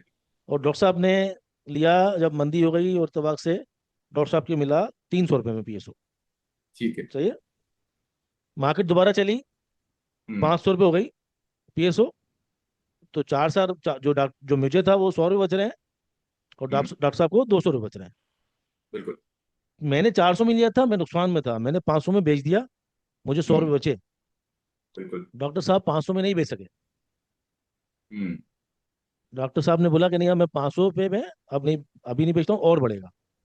हम्म। मार्केट ने फिर करेक्शन की, वो 450 पे आया। डॉक्टर साहब ने बोला यार, अब तो मैं 200 रुपये प्रॉफिट देख चुका हूँ, अब तो मैं नहीं हम्म। बेचूंगा, ये तो बढ़ ही जाएगा। वो 400 रुपये हो गया। हम्म। अब 100 रुपये मुझे बचे थे, डॉक्टर साहब को भी 100 रुपये बच रहे हैं। बिल्कुल। तो अब डॉक्टर साहब अगर उसको नहीं बेचेंगे, तो अब डॉक्टर साहब से वो 100 रुपये जाएंगे। इवेंचुअली क्या होगा कि क्योंकि 100 रुपये बहुत ऊपर नफा देख चुके हैं, तो अब उनका ना बेचने का दिल नहीं करेगा। हम्म। वो बोलेंगे नहीं यार, मैं 500 रुपये देखा था, कहाँ नफा ही मेरा चाह रहा है, छोड़ यार, पड़ रहने दे। तो वो 350 हो जाएगा, हाँ, फिर ऐसे वो ही। 300 हो जाएगा, हो सकता है वो 250 हो जाए। हम्म। अब मुझे 400 लेके भी प्रॉफिट हो गया, लेकिन डॉक्टर साहब को 300 में भी लेके प्रॉफिट नहीं हुआ। ये ऐसी हजारों एग्जाम्पल मिलेंगे आपको जब मार्केट के अंदर आप इंसानी सोच की बात करोगे ना, डिसिप्लिन की बात करोगे, सोच की जी। बात करोगे, साइकोलॉजी की बात करोगे, टाइमिंग की बात करोगे। ये दिल और गुर्दा जो है ना, जितना ये जो सारा दिमाग और सारा फेफड़े वेफड़े, ये कंट्रोल में रखने हैं आपको। आप कभी महंगा लोगे, कभी सस्ता लोगे, बिल्कुल। कभी सस्ता बेच दोगे, कभी महंगा बेच दोगे। ये एक नॉर्मल कारोबार है जिसके अंदर खाता चलता है ना। मैं दुकान लेके बैठा हूँ हम्म। और ये मैं सब चीजें ये जो एग्जाम्पल है ना, जी। ये आप समझ लो कि थोड़े बहुत अल्फाज मेरे, ये मैं तमाम चीजें डॉक्टर साहब से सीखा हूँ। हम्म। और मैं लोगों को बताता चलूँ कि आज से 3 साल पहले, 4 साल पहले जाएं जरा हमारी प्ले लिस्टों में, ये दंगल मैंने शुरू किया है, मैंने और डॉक्टर साहब ने। और ये मेरा आइडिया था और हम लेकर आए थे। और उस वक्त मैं जवाब जब सवाल करता था और पूरे करता था, आप सारे देखें जितने भी दंगल हैं, आप लोगों को समझ आएगा कि सोच क्या होती है और कामनेस क्या होता है, और एक आदमी जो आपको बता रहा होता है उसके पीछे वजह क्या होती है, किस तरह इस कारोबार को करना है, लेकिन यहाँ पर जोर दिए बगैर। हम्म। ये सिंपल एक कारोबार है, मैंने दुकान खोलनी है, रोज शटर खोलना है, मैंने इन्वेंट्री खरीदनी है। हम्म। मेरी इन्वेंट्री ऐसी है कि वो सड़े गलेगी नहीं, जस्ट लाइक अ बिल्कुल। लॉन्ग लास्टिंग, लाइक कार्स या फिर एसी, फिर इस तरह की चीजें हैं जो सब्जी की तरह खराब नहीं होगी। आप कंपैरिजन कर लो स्टॉक मार्केट के शेयर्स को, ऐसी इन्वेंट्री से जो खराब नहीं होगी। रात को जल्दी मुझे नहीं हम्म। है बेचने की, या मैं समझ लो मुझे प्रॉपर्टी लेके बैठ, मतलब मैं कुछ ऐसी दुकानें लेके बैठा हुआ हूँ, गाड़ियां लेके बैठा हुआ हूँ, पेपर लेके बैठा हुआ हूँ, ग्लासेस लेके बैठा हूँ, ऐसी चीज लेके बैठा हुआ हूँ जो रात शाम तक खराब नहीं होंगी, कल खराब नहीं होंगी, लॉन्ग लास्टिंग है, मुझे कोई जी। जल्दी नहीं होगी बेचने में। इस ऐसे कारोबार ही को इस है। तरह समझ लें, मैं दुकान लेके बैठा हुआ हूँ, मेरे पास बहुत सारी इन्वेंट्री है। हम्म। अब मैंने कुछ 50 की ली हुई है, कुछ 100 की ली हुई है, कुछ 150 की ली हुई है, जिसका जितना जब भी बायर आएगा, कल दुकानदार मेरी दुकान पे कल बायर आएगा, मेरी हम्म। किसी चीज में मुझे प्रॉफिट होगा तो मैं दे दूंगा। ऐसे ही है। परसों बायर आएगा मेरी चीज में, मुझे बोलेगा भाई तू 100 वाली चीज मैनू दे दे, जब 50 रुपए दी, तो मैंने कहा भाई अपना काम कर, मुझे नहीं देनी, हाँ, मैं ऐसे ही बैठूंगा, ट्रू। मुझे तो कल दुकान में फिर आना है। हम्म। लेकिन वो दिल गुर्दे फेफड़े कमजोर वाला आदमी हुआ तो वो 50 में भी दे देगा उसको। ऐसे ही है। बस ये है पूरे स्टॉक एक्सचेंज का कारोबार। इसी के अंदर 5,000 पॉइंट जब गिरते हैं, तो जितने जज्बाती लोग होते हैं ना, वो जो घबराहटी है, पैनिक जो होते हैं ना, वो निकल जाते हैं, वो गई गई, वॉर हो गई। क्रैश आ गया। हम तो देखो भाई, हम तो 36,000 में भी यही थे, 768 पॉइंट था ना, मैंने खुद देखा लो। मैं कॉलेज से बाहर निकला था, टागी बम धमाका हुआ था। अच्छा। मैंने, हाँ, डीजे साइंस कॉलेज में मेरा लास्ट पेपर था। अच्छा। सुबह सुबह दुकान गया हूँ अपने अब्बा के साथ, तो 768 पॉइंट का लो मारा था मेरे ख्याल से। तब मार्केट सेवन कितने सिक्स पे चल रही थी सर? 768 points only. और पाकिस्तान स्टॉक एक्सचेंज का बेंचमार्क जो है ना, वो 1,000 है, फेस हम्म। वैल्यू 1,000 है उसकी। हम्म। तो मैंने वो भी देखा है, ठीक है, और हमने 191 भी देखा है। हम लोग हमेशा मार्केट में रहे हैं, सिवाय एक दौर था जिसके अंदर मार्केट जो बंद हुई, जो हम्म। अनफॉर्चुनेट इवेंट था, वो किसी से बर्दाश्त नहीं होता, लेकिन उसको भी हम सर्वाइव कर गए।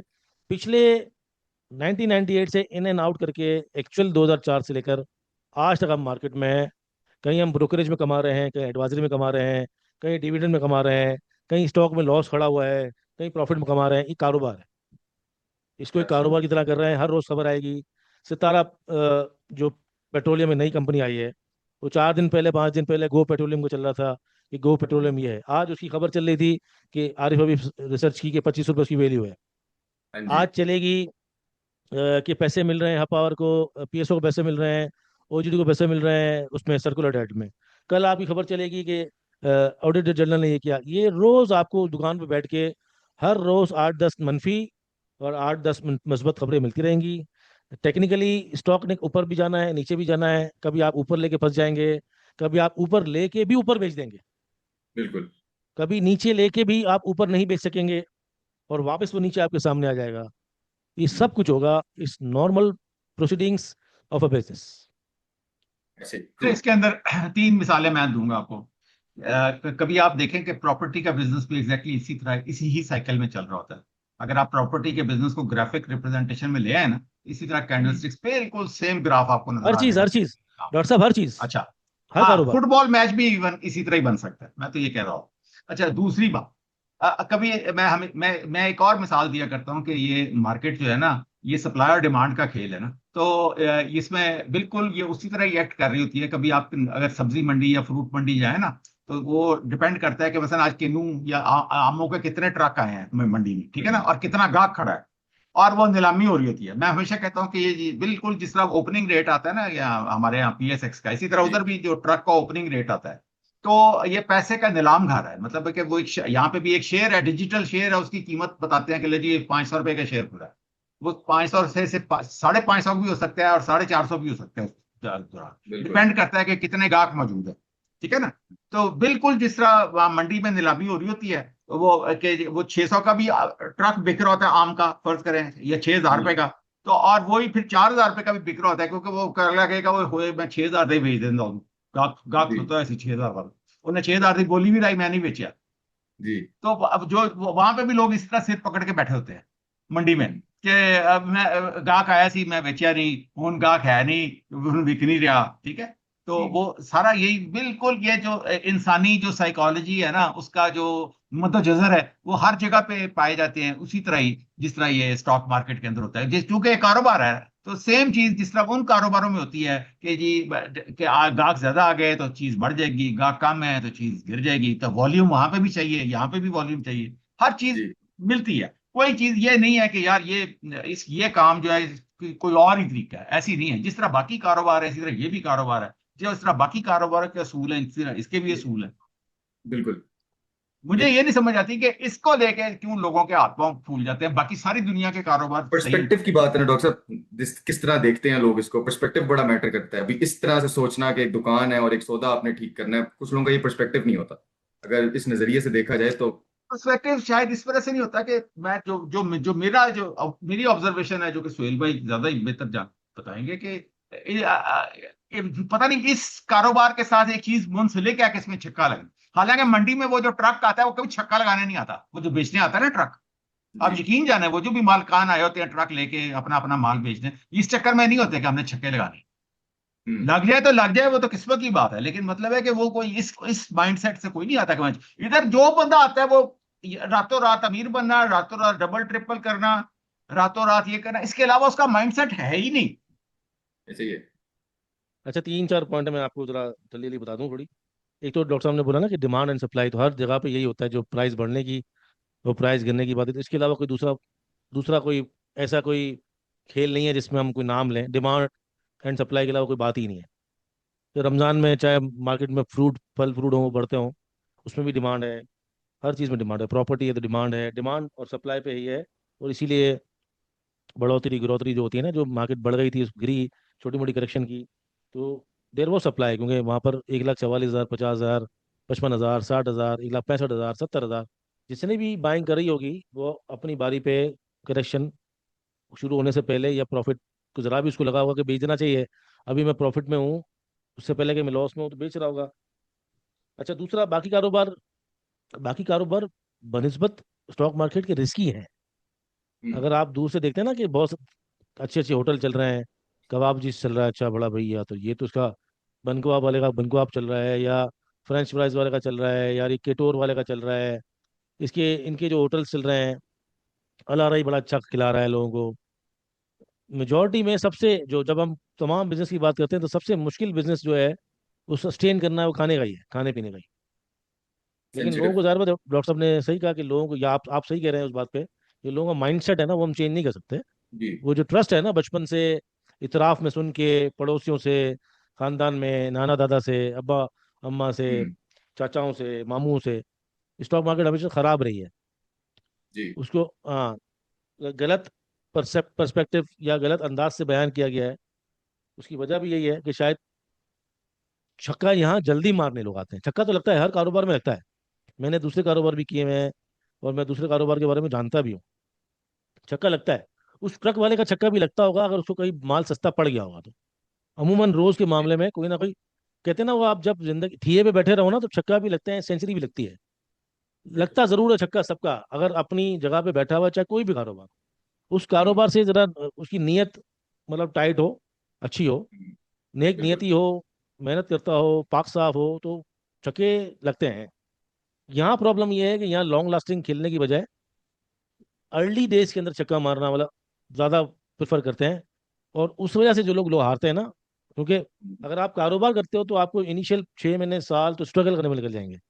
इवन आप ठेला करेक्ट। खोलते हो, दुकान खोलते हो, छोटा केबिन खोलते हो, तो शुरू में आपको समझने में एटलीस्ट साल 1.5 साल चाहिए मिनिमम, कि यार वो किस तरह वेंडर आएंगे, कस्टमर क्या डिमांड है, फीडबैक क्या है, किचन कैसे चलेगा। यहाँ तो 6 महीने के अंदर लोग बोलते हैं मैं क्या लूं तो क्या बेचूं। वो और भी कम हो गया अब तो, इससे भी जल्दी। 6 दिन में दिन में। स्टॉक को कितनी जल्दी मैं लूं, और कितनी जल्दी मैं साजगार जैसा कोई स्टॉक मुझे मिल जाए, कितनी जल्दी मुझे कोई बर्नीज जैसा, कोई प्रेमा जैसा, कोई ऐसे कल जल्दी में छक्का तो वो जो जल्दी है ना, हम्म, वो जो मेंटेलिटी ऑफ T10 भी नहीं, अब तो T20 भी बड़ी बात है, 20 ओवर पूरे होते हैं। यहाँ तो लगता है कि एक रील जैसी मेंटेलिटी है, जितनी देर में एक रील देखते हैं उतनी देर में सौदा हो जाए, पैसा बन जाए, अल्लाह अल्लाह खैर से अल्लाह। तो ये एक बहुत बड़ी वजह है, और ये ओवर द ईयर्स रहा है, आज भी नहीं। जब हम पहले देखते थे ना, जब लोग हारते थे स्टॉक मार्केट में, गाली देते थे कि न्याड़ी का घर है, बेटी का घर है, उस वक्त भी यही था। हम्म, जल्दी जल्दी पैसा बनाने के चक्कर में इसकी बात सुन उसकी बात सुन, आपको नॉइज हरा देती है ना। असल में तो जो हराती है नॉइज हराती है ना, पैनिक हराता है, फोमो हराता है। डिसिप्लिन तो नहीं हरा सकता। एक परसिस्टेंट किस्म की जो सोच है कि भाई मुझे जिंदगी भर इस मार्केट में रहना है, तो फिर तो आप नहीं हारेंगे। अच्छा, अब तो इसकी जिंदगी जो भर बात, यही देखता है कि शाहिद अफरीदी जब भी मैदान में गया है, कोई 100 में से 3 एक दफा ही चलता था, बाकी तो 90 दफा तो आउट हो रहा था। और वो अगले उसको बाकायदा स्कीम से ही अगले आउट कर देते थे, 2 बंदे 4 बंदे बाउंड्री पे रखते थे और उसको गेंद कराते थे, वो सीधा कैच दे देता था और आउट हो जाता था। ये इसी जो चक्कर में हमारे मार्केट में भी यही हिसाब है। एक आदमी ना, जुए से ज्यादा अच्छा, आज चार्ज भी शेयर करने बहुत अच्छा चल रहा है, जी हम जी। तो मजा आ रहा है तो बात कर रहे हैं। एक आदमी ना मेरे पास था, बहुत पहले की बात है, जुआ खेलता था वो, ठीक है। मैच का जुआ खेलता। तो मैंने उसको पकड़ लिया, मैंने कहा यार तेरी हालत भी खराब हो रही है, तो लगता है चोरी मोरी भी कर रहा है। तो पकड़ा गया, वो जुआ खेलता था। बहरहाल उसको निकाला, अब उसको और हालात खराब हो गए। वो हमारे अपने जानने वालों के पास भी जाने जाने लगा उधार मांगने के लिए। तो वो वहां से फोन करते थे, सुहेल भाई आपका बंदा। मैंने कहा भाई हमारा कोई बंदा नहीं है, 1 रुपया भी नहीं दो। बहरहाल घूम फिर के बात ऐसी आई कि भाई चलो को समझाओ। हम पहुंचे। मैं बोला यार तू एक दफा बोलता है छोड़ दूं, दूसरा फिर आता है, फिर सही हो जाता है। मतलब ऐसा है ना, नशे की तरह नहीं, 4 4 दिन बाद आता है, बोलता है सही हो जाएगा, फिर 4 दिन बाद नशा करने चले जाता है, जैसे जैसे नहीं नशे ही होते कोई आदि। हम्म। तो मैंने उससे पूछा आखिर क्या है चक्कर ऐसा यार। हमें तो पता चलेगा, क्योंकि जो आदमी नहीं खेलता ना उसको नहीं पता चलेगा कभी भी। अगर हम बचपन से किसी चीज को बुरा मानते हैं तो बुरा मानते हैं, हम नहीं खेलते। तो बता ऐसा क्या चस्का है यार। बोलता है यार होता सुहेल भाई ये है कि जब दोबारा जाते हैं ना, या कभी भी फर्स्ट टाइम जाते हैं या दोबारा जाते हैं, जब जाते हैं ना, तो शुरू में 4 5 6 7 गेम हारते हैं, हारते रहते हैं। और जैसे ही द मोमेंट मैं सोचता हूँ कि अब उठता हूँ, अब नहीं खेलूंगा, अब आखिरी है, वो वाला जीत जाता हूँ। मतलब हमेशा ही होता है कि जब भी गेम शुरू करते हैं ना, 4 5 6 7 8 हारे, और आखिर में बिल्कुल जब उठने का टाइम आया ना, कि नहीं अब उठता हूँ मैं, या फिर बस अब मैं बंद करता हूँ मैच का सट्टा, तो वो आखिरी 2 3 गेम में जीत जाता हूँ, फिर मैं दोबारा शुरू कर देता हूँ। इसके अंदर है ही यही, आफरीदी की बात बिल्कुल परफेक्ट है। 4 6 7 8 मैच वो हरा देता था। जो ही वो उसको बाहर निकाले आते थे ना, कि भाई इसको फारिग करो आफरीदी को, तो वो आता था और एक सेंचुरी मार देता था, एक 50 मार देता था। और फिर उसको लोग भूल जाते थे पिछली 7 इनिंग को, फिर करंट इनिंग याद रखते थे उसकी 2 3, फिर वो 7 6 मैच हराता था, गालियां खाता था। फिर जू निकालने लगते थे कि आफरीदी को बाहर करो, फिर वो 50 मार दे। तो वो जो जुआरी की मेंटेलिटी है ना, आफरीदी की मेंटेलिटी, वो करंट सिनारियो, करंट विक्ट्रीज याद रखती है, पीछे जो गम हम्म। है ना वो याद रहते नहीं है। एनीवेज आगे चलते हैं, जी। हम इंडेक्स पे आते हैं और स्टॉक्स पे आते हैं। ऑटो की बात चल रही थी, तो ऑटो पे मैंने बहुत सारी चीजें नोट की हैं इस दफा, तो मैं बताता चलूं कि ऑटो में जो जी। डॉक्टर साहब की बात है ना, डिस्पोजेबल वाली बात, वो काफी मैं बिलीव करता हूँ कि अब लोगों की सोच हो रही है, इवन मेरी अपनी भी सोच हो रही है कि 2 3 साल, 2 साल 3 साल के लिए इनफ है। अगर कोई मैं इलेक्ट्रिक गाड़ी बच्चों के लिए लेता हूँ, या कोई ऐसी लेता हूँ जैसे जी। हम अभी बात कर रहे थे कि यार ये ऑटो 2 जो है बहुत छोटी सी प्यारी सी गाड़ी है, 300 किलोमीटर हम्म। देती है, सस्ती भी है, और इलेक्ट्रिक पे भी है, और इलेक्ट्रिक का हमारे पास हाँ तो जी। चार्जर भी है। तो वाई नॉट कि चलो यार ठीक है, और आपको क्या ही कॉस्ट पड़ जाएगी उसकी, तो हम्म। 35 रुपये 40 रुपये, मतलब क्या यूनिट पड़ता है, सबको मिला लें तो जितने का पेट्रोल पड़ता है उससे आधे का ही पड़ेगा ना। सिर्फ 3 4 हजार की पड़नी चाहिए। हाइब्रिड जितना हाइब्रिड में पड़ता है उसका आधे ही पड़ेगा। हम्म। तो हमने कहा चलो ये सही है, और डिस्पोजेबल ये 3 4 साल बाद इसको जो भी हो गया उस वक्त, हम्म। कि उससे पहले कि मैकेनिक वगैरह कभी खड़ी हो, उस तरह सर्विस वगैरह मैकेनिक नहीं, कि कभी कोई इसका पार्ट वार्ट जवाब, एक आध भी जवाब दे जाए तो 3 साल में 2.5 साल में उसको निकाल के कुछ 15 20 लाख 25 लाख ऊपर डाले, नई गाड़ी ले ली डिस्पोजेबल। ये आजकल लोगों के जहन में बहुत है, और डॉक्टर साहब से मैं एग्री करता हूँ 100%। सिर्फ अरबे ही नहीं, पाकिस्तान में भी जो एलीट क्लास है, मिडिल क्लास है, they are thinking about it, they are thinking. ये तो डिस्पोजेबल बात हो गई। अच्छा, कंपटीशन बात करते हैं। जहाँ कंपटीशन नहीं है ना, वहाँ देखना चाहिए लोगों को। जी। GHNI, मिलर ट्रैक्टर, अलगाजी ट्रैक्टर, ये वो स्टॉक्स हैं जिसके अंदर जो पैसेंजर कार है वो नहीं है। ठीक है। यहाँ कोई कंपटीशन खास नहीं है। ठीक है। GHNI बसें वसें हैं, और GHNI बस ईसुजू भी है, डाले में ही आता है, हम्म। लेकिन उसकी बिल्कुल अलग प्रोडक्ट्स हैं, ठीक है। हम्म। गैल रही, गैल की भी बड़ी गाड़ियां हैं, और कुछ इसकी जैक भी है। तो जैक का कोई हम्म। मार्केट में भी कंपटीशन है नहीं। तो दोनों का एज है, गैल और GHNI को ठीक है। एज है। मिलेट ट्रैक्टर और गाजी ट्रैक्टर को, क्योंकि पाकिस्तान जरिए मुल्क है और यहाँ पर स्कीमें चलती रहती हैं, हम्म। और वैसे भी मुल्क स्कीमों वाला ही पूरा। मिलेट ट्रैक्टर और गाजी ट्रैक्टर, इसके अंदर एज है। अब आते हैं नॉर्मल पे। जी। जो लिस्टेड कंपनी है उसके अंदर आपके पास एक एच कार है जी। डायरेक्टली, एक है BYD यानी हपको इनडायरेक्टली, हम्म। साजगार डायरेक्टली, हम्म। जेको इनडायरेक्टली, लेकिन है लिस्टेड है। हम्म। किया डायरेक्टली या इनडायरेक्टली कह सकते हैं, लकी मोटर्स के थ्रू। इवन आप होंडा भी इनडायरेक्टली मिलेट ट्रैक्टर के पास सबके पास है। सुजुकी अब लिस्टेड नहीं है तो नॉन लिस्टेड में आएगी, टोयोटा लिस्टेड है। और जो डाले वाले का मैं बता चुका हूँ आपको। अच्छा, कंपटीशन बड़ा टाइट है, क्योंकि नॉन लिस्टेड में जिटोर, इंपोर्टेड गाड़ियाँ, डीपल, पैसेंजर कार के लिए अब ठीक ठाक जो है वो कंपटीशन है। अगर आप बड़ी उसमें देखते हैं तो आपके यहाँ 3 गाड़ी आ गई हैं 7 सीटर में, या फिर 2.25 करोड़ 2 करोड़ की रेंज में 3 4 गाड़ियां हैं ना जी। पुरानी। लैंड क्रूजर मिल जाएगी आपको, आपको फॉर्चुनर मिल जाएगी, आपको पहला साइड मिल जाएगी, आपको टैंक मिल जाएगी। तो यहाँ पर भी एक 4 5 गाड़ी हो गई जहाँ पर पहले ऑप्शन मौजूद नहीं था। मैं कह रहा था इलेक्ट्रिक्स का ज्यादा कंपटीशन है अब अगर आगे देखे जाए ना तो आने वाले हाँ, वक्त। अगर हम सबको कंपेयर करेंगे ना, कि वहाँ पर कंपटीशन करेंगे, तो PHEV आ गया ना अब तो। जी जी। बिल्कुल। PHEV is quite comfortable. Yes. एक जो आपकी एंग्जाइटी है ना सब किस्म की, वो मार दी थी। PHEV is really good. मैं रोज चला रहा हूँ PHEV, यकीन कर, अभी तक पेट्रोल टंकी फुल है, यूज ही नहीं होती है। हम्म। क्यों, 100 किलोमीटर तो वो दे देती है एक चार्ज में। तो सौ हम्म। किलोमीटर से ज़्यादा कितना ही चला लेंगे भाई हम कराची के अंदर। और कभी चला लेंगे तो आपके पास बैकअप में पूरी टंकी है। करेक्ट। लेकिन लेकिन एक बात कह रहा हूँ कि 2 करोड़ की जो रेंज है उसके अंदर सब डिफरेंट डिफरेंट ऑप्शन मौजूद हैं आपके पास ना। अच्छा, अब एब्सोल्युटली। आप सवा करोड़ की रेंज में, इवन कुछ प्रोडक्ट आपके इस रेंज में भी हैं, 1.5 करोड़ से लेकर 1.25 2 करोड़, जिसके अंदर आपकी सोरेंटो आती है, सेंटा फे हम्म। है, इस तरह की कुछ चीज़ें हैं। बिल्कुल। एन लाइन है, कुछ हैं गाड़ियाँ आपकी। अच्छा, 1.25 करोड़ की रेंज में बड़ी गाड़ियाँ हैं ठीक ठाक। अभी जो जेटोर की बात कर रहे हैं, GT2, और अच्छा इसको रिस्पांस मिला है पहले दिन। इसके अलावा हम्म। चेरी की जो गाड़ियां हैं, 7 8 9 10, जितनी भी उसने बनाई है, टीगो। टीको 7 9 हाँ, लिखा है। 7 8 9 10 11 12, हाँ। वो जिटोर, टीगो, अब उसके बाद फिर हैवल आती है उधर, PHEV। फिर उसके बाद ये मतलब 1.25 करोड़ की रेंज में भी ठीक ठाक है। उसके बाद फिर आप आ जाएं उसमें, करोड़ वाली में। तो करोड़ जी। वाली में तो आप पूछो ही मत। डीपल दीपाल। भी है, तो जेटोर भी, डैशिंग भी है, तो फलाना भी है। तो और सबसे ऊषान। अच्छा वो ओशान पूशान। अच्छा, जैको की अच्छी प्रेजेंस है, रोड प्रेजेंस, तो उसकी छोटी भी आ गई है, 75 लाख वाली। तो दबा के कंपटीशन है, चाहे ऊपर नीचे हो।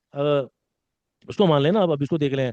ये जो आपकी डीपल है नॉन लिस्टेड, जी। और उसकी जो लिस्टेड है BYD की 3, हाँ जी। फिर एटो डेढ़ थ्री पौने 2 करोड़ में। टू। हाँ, फिर 2 करोड़ में, 2.25 करोड़ की जो बात कर रहा था मैं, वहाँ पर ये डाला भी आता है इसका, शार्क वगैरह। हाँ और जी। उसका भी आता है, टोयोटा का भी शार्क आता है। तो हर प्राइस रेंज में दबा के प्रोडक्ट है। ऐसे ही। वजह क्या है कि ये गाड़ियां आई जा रही हैं? वजह ये है कि आपको देखना पड़ेगा आबादी का तनासुब। हम्म। हम हम अभी तक गिने नहीं गए हैं प्रॉपर। हमको किसी गिने ने नहीं गिना गिने। नहीं है, हम अंदाजों पे चल रहे हैं 25 करोड़। हम्म। गिनती हो गई, मुझे डर लगता है पता कि नहीं कोई 35 40 करोड़ असल निकला है। असल असल असल को, हाँ, असल को ये गिनना शुरू किया पता चले 50 करोड़ तो उतने टप्पे पे है। हाँ, फिर अभी हाँ। इन्होंने कराची की आबादी एक दफा बताई थी, 3.5 करोड़, साढ़े हम्म। तीन करोड़ आबादी थी। उसको सीधा उन्होंने 160 कर दिया लिख के। हम्म। तो उसके बाद हम 25 करोड़ बताते हैं गूगल पे। तो हम्म। अब आप सोचो कि सही मानों में अगर ये कंसेंसस हो जाए, तो हो सकता है हम 30 35 40 50, वी डोंट नो, हम सिर्फ अंधेरे में हैं। और जो रफ्तार चल जिस रही तरह है ना ये कभी और बढ़ती जिस तरह जिस तरह कभी असली इंतखाबात नहीं हुए ना, जिस हाँ, तरह कभी असली चली। सेंसस भी नहीं हुआ। पाकिस्तान में असली कभी असली सेंसस भी कभी इंतखाबात नहीं नहीं हुआ। हुए, कभी कंसेंसस नहीं हुआ। और कंसेंसस क्यों नहीं हो रहा? कि पाकिस्तान के अंदर स्टॉप लॉस लगाने की आदत ही नहीं है। हाँ जी। सब कुछ छूट जाए, पता चले 50 करोड़ आबादी होगी तो वो सारी दुनिया हाथ खड़े कर दे कि यार हमें इससे बचाओ। मुझे नहीं लगता है यार, हम जान आबादी, के नहीं करते हैं नहीं, कंsensus। आबादी जो बढ़ रही है ना डॉक्टर साहब, उसमें सबसे बड़ी वजह ये है ना कि स्टॉप लॉस लगाते नहीं है ना वो लोग। हाँ जी, हाँ जी। नहीं लगा। ऐसे ही है तो नहीं लगाते। तो बहरहाल, अच्छा, अब मैं बात कर रहा था, आबादी का तनासुब देखना जी पड़ेगा ना जी। आपको। अब अच्छा, हर साल जो बच्चा बड़ा हो रहा है, जो मिडिल क्लास का बच्चा है, जो एक नॉर्मल फैमिली में है, आप वो तो अपने बाप को बोलेगा ना, भाई मुझे गाड़ी दिलाओ, 18 साल का। तो उसके लिए जो गाड़ी आ रही है, नॉर्मल गाड़ी के लिए आप, चलो छोटी गाड़ी कह लो, आप कह लो कोई वो ले रहा है, वो यारिस ले रहा है, या फिर ऑल्टो ले सिटी रहा ले है, रहा है और इस तरह की। बड़े बाप का बेटा होगा तो बोलेगा भाई मुझे वो जेको ले दो, या वो ले दो, फलाना ले दो, या मतलब जो भी। एक ये हम्म, बच्चा अलग है, एक जरूरत है फैमिली की, एक जो जो बॉसेस वगैरह देते हैं, मतलब कॉर्पोरेट सेक्टर में चलती है। तो गाड़ियां बन कितनी रही हैं, बिक कितनी रही हैं, डिमांड कितनी है, इसको भी देखना पड़ेगा आपको। और अगर BYD वाला इतनी प्रोडक्शन ला रहा है तो बेवकूफ नहीं है, दे नो द मार्केट। तो अगर इस वक्त गाड़ियां बिक रही हैं और धनाधन आ रही है ना, न्यू एंट्रेंट्स आ रहे हैं, इसका मतलब कि डिमांड अभी पूरी नहीं हुई है, पेट नहीं भरा है मार्केट का। जो मार्केट के जी अंदर एक डिमांड है ना, देखो आपको डिमांड सेकेंडरी मार्केट की भी पूरी करनी है। जी। आपको पूरा इंपोर्टेड खत्म करके वहां पर जब सेकेंडरी मार्केट में 60 लाख, 65 लाख, 50 लाख, 80 लाख वाली जो 2-2 साल पुरानी, 3-3 साल पुरानी, 4 साल पुरानी गाड़ियां भी जाएंगी ना उधर, हम्म। आपकी जितना भी जो सेकेंडरी मार्केट जी। होता है शोरूम वाला, हम्म। उधर भी आपने आहिस्ता आहिस्ता ये भरनी है। और यहाँ पर ऐसे भी ही। जो है ना, मॉडल बड़ी स्पीड से चेंज हो रहे हैं, पिछला मॉडल नया मॉडल, तो यहाँ पर भी बड़ी रैपिडली चेंज हो रहा है। ऐसे तो ही है। डिमांड है, नए प्रोडक्ट लाए जा रहे हैं, इसका मतलब है डिमांड अभी है, इसलिए डरने की अभी तक पैसेंजर कार में तो जरूरत नहीं है। वी कैन इन्वेस्ट, लेकिन थोड़ा सा कॉशियस Yes, अप्रोच के साथ, जहाँ पर पैसेंजर जी। कार है। 25,000 की प्रोडक्शन कैपेसिटी तो वो BYD जो है अपना जो प्लांट लगा रहा है उसकी होगी, तो कुछ ना कुछ तो जी जी, आपको भी मैं तो सोच मैं रहे वही तो बोल रहा हूँ ना कि आपको वाले भी पागल नहीं है, BYD पागल पागल नहीं है। हैं। तो और जो इंफ्रास्ट्रक्चर ये बना रहे हैं, जो दुनिया में डिमांड अभी है इलेक्ट्रिक कार्स की, जो इलेक्ट्रिक व्हील का जिस तरह की सड़कें अब बन रही हैं, वो जो पत्थर डाल डाल के वो बड़ी बड़ी ईंटें वालों के साथ बना रहे हैं, तो मतलब लॉन्ग टर्म प्लानिंग कहीं ना कहीं से तो चल रही है ना, चाहे IMF कर रहा हो, चाहे वर्ल्ड बैंक कर रहा हो, चाहे फौजी कर रहे हो, चीजें बेहतर तो हो रही हैं। तो डिमांड तो है, अनटिल एंड अनलेस कि कोई बहुत ही बड़ा रोला पै जाए, अल्लाह ना करे, जैसे मैंने पिछले हफ्ते कहा था, कि काली नजर ना लग जाए मुल्क को या मार्केट को, everything is going fine. Doctor साहब, एक सवाल मेरा है, जैसे ऑटो सेक्टर से रिलेटेड हो गया, रिफाइनरी सेक्टर से भी मेरा एक सवाल है कि अभी हमने रिफाइनरी सेक्टर को कुछ चलते हुए देखा, तो बताइएगा कि आपका लगता है रिफाइनरी अपग्रेडेशन पॉलिसीज है वो इस बार हो जाएगी, कुछ मुमकिनात हैं इसके अंदर? यार मैं आई एम सॉरी, ये होनी नहीं है, नहीं ये नहीं होगी? होनी, नहीं। क्योंकि अच्छा। जिस चीज का ताल्लुक ही डॉलरों से हो, डॉलर है नहीं हमारे पास, ठीक है ना। हाँ तो जी। और आपको सीधे 10-10, 12-12, 15-15 अरब डॉलर चाहिए, 5 अरब इसके, 6 अरब उसके, 8 कित्थों आने ने भाई। वो जो जी जो जिन्होंने कर रहे हैं डॉलर, वो तो खुद जंग में घुस गए हैं, ठीक है। अरबे ही बैठे हुए हैं ना, जिनके ऊपर हम तकिया थे कि जी ये डॉलर ले आएंगे। जी तो वो तो खुद बेचारे जंग के अंदर चले गए। तो फिलहाल तो मुझे नहीं पता, मतलब है कि मैं क्या बताऊँ इसमें। मुझे मुझे मैं तो वाहिद एक ही रिफाइनरी के ऊपर मैं भरोसा करता हूँ, वो ATRL है। बाकी अल्लाह अल्लाह खैर सर, बाकी तो भूखा भूखे को क्या रोटी खिलाएगा। जी, मतलब आपका रिफाइनरी सेक्टर के अंदर आपका भी ATRL की तरफ ही ज्यादा है या और कोई नहीं, स्टॉक्स मैंने हैं? 17 जून को अपने फेसबुक ट्विटर पे कॉल दी थी, 8 रुपये 10 पैसे पे, 8 रुपये 40 पैसे पे, 10 रुपये 80 पैसे के टारगेट के साथ, 9 70 75 तो आज हो गया अलहमदिल्ला। जैसे मैंने कहा, पब्लिक को चाहिए हमारे तमाम सोशल मीडिया हैंडल और हमारे व्हाट्सएप चैनल वगैरह ज्वाइन करके फायदा होगा।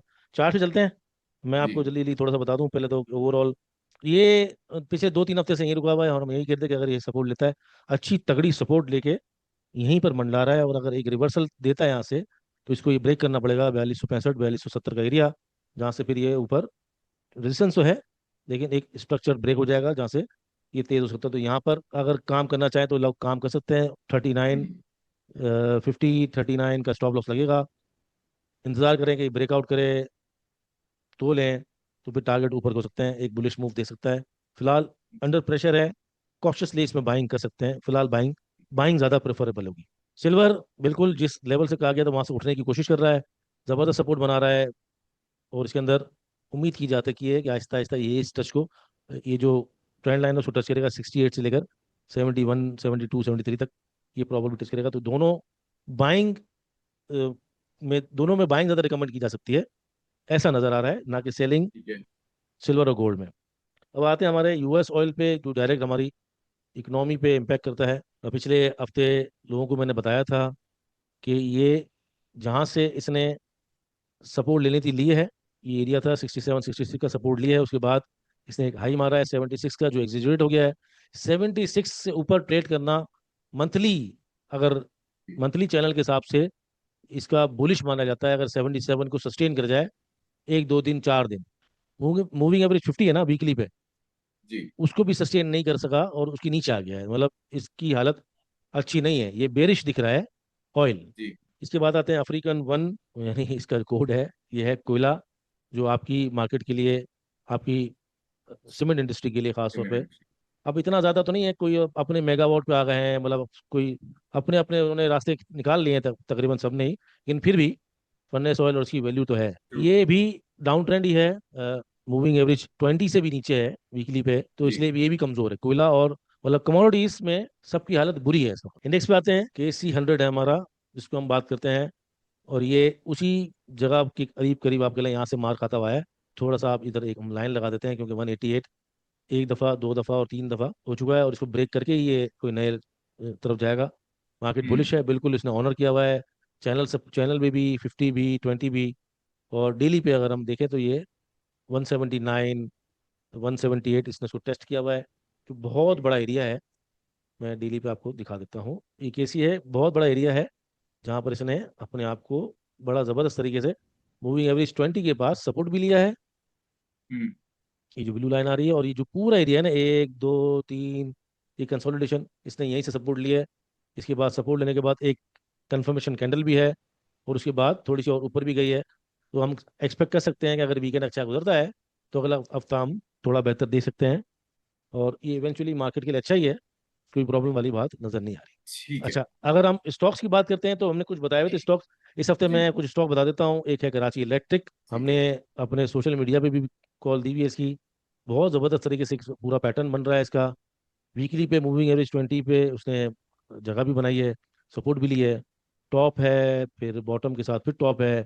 अच्छा, ये जो सबसे बड़ी बात यह है कि ये जो इसका रेजिस्टेंस था ना बहुत बड़ा, जी 750 का, उसको तोड़ने के बाद जब वापस आया है तो उसको इसी को ना, इसी को हम स्टॉप लॉस मानेंगे, क्योंकि ये बहुत बड़ा एरिया था। ठीक है। और इसलिए इस लेवल पे कल मैंने बाइंग कराई है, तो आप अभी भी इस लेवल से लेकर 8-10 से लेकर 7 96 95 तक, अगर पूरा प्राइस एक्शन को समझते हुए काम करना चाहते हैं, तो 7 70 65 तक बाइंग कर सकते हैं। 7 50 के स्टॉप, 7 50 से नीचे स्टॉप लॉस लगा के, और अल्टीमेट जो इवन टारगेट है वो 10 40 हो सकता है। 10 40। इसके बाद PPL है, पाकिस्तान पेट्रोलियम। PPL भी जो है ना, ये थोड़ा सा नीचे आता है तो लेते हैं, क्योंकि ये आप समझ सकते हैं कि 225 26 27 मतलब करंट रेट से लेकर 227 तक बाइंग कर सकते हैं। पहला टारगेट इसका यही 253 होगा, जहाँ से वापस आ रहा है। दूसरा 281, और इवेंचुअली 320 तक जा सकता है ये। इसके अंदर पोटेंशियल है। इसको हम अपनी टारगेट शीट्स के अंदर भी, जो हमने कवर किए हैं अभी तक, उसमें दे जी चुके हैं। पब्लिक को ये भी बता दूं कि हम तमाम सेक्टर की शेरिया कंप्लाइंट के हिसाब से टारगेट शीट्स भी दे चुके हैं, दे रहे हैं, 3 दे चुके हैं अभी, और मजीद देंगे इंशाल्लाह। एक ठट्टा सीमेंट है, तो ये भी मैंने सोशल मीडिया पे दिया था, ठट्टा सीमेंट। हम्म ठट्टा सीमेंट देखिए कितना जबरदस्त सेटअप है इसका। हम्म कितना प्यारा सेटअप बना हुआ है, मतलब एक और वीक क्लोज कर लिया इसने, और इस ट्रेंड लाइन से ऊपर है। नीचे आता है तो लेना चाहिए 69 70, कोई प्रॉब्लम वाली बात नहीं है। स्टॉप लॉस अपना हमेशा अपने हिसाब का लगाया करें। स्टॉप लॉस में ज़्यादा क्यों नहीं बताता हूँ, जो हमारे फेसबुक वगैरह है वहाँ लिख देता हूँ। जो ट्रेडर हैं वो स्टॉप लॉस लगा लें, जो इन्वेस्टर जी हैं, क्योंकि स्टॉक्स हमारे तमाम अच्छे होते हैं। हम जी हाएं बाएं शायद स्टॉक बताते नहीं, शरिया कंप्लाइंट बताते हैं। पैनी में भी अगर कोई बता रहे हैं तो बड़ा सिलेक्टेड दे के, गवर्नमेंट एंटिटीज या स्ट्रॉन्ग बैलेंस शीट्स होती है ना, जो उनको बताते हैं। हम्म स्ट्रॉन्ग का मतलब है कि ठीक ठाक उनका, तोल के भी अगर शेयर बेचेंगे तो 8 रुपए की वैल्यू निकलेगी कराची इलेक्ट्रिक की। इतना अरसासा होना चाहिए ना सेट वैल्यू। जी तो अगर इन्वेस्टर हैं तो 2 3 किस्तों में लें, नीचे आए तो लें, इवेंचुअली वो आपको टारगेट मिलेंगे। अगर ट्रेडर हैं तो अपने हिसाब से, रेशियो के हिसाब से 3:1 का स्टॉप लॉस लगा लें। बहुत ज़्यादा स्टॉप लॉस की हम बात दंगल पे नहीं करते हैं, क्योंकि यहाँ पर ज़्यादातर लोग इन्वेस्टर हमारे सुनते हैं। यस इसको लें आप, थोड़ा नीचे के लें अगर स्टॉप लॉस आपको लगाना ही है। अगर आप सोचते हैं कि मुझे 30% बचना चाहिए, 70 रुपये पे हम्म मुझे 21 रुपये बचने चाहिए 91 के टारगेट के लिए, तो फिर आपका 7 रुपये का स्टॉप लॉस बना चाहिए। 1:2 रेशियो ये बनता है।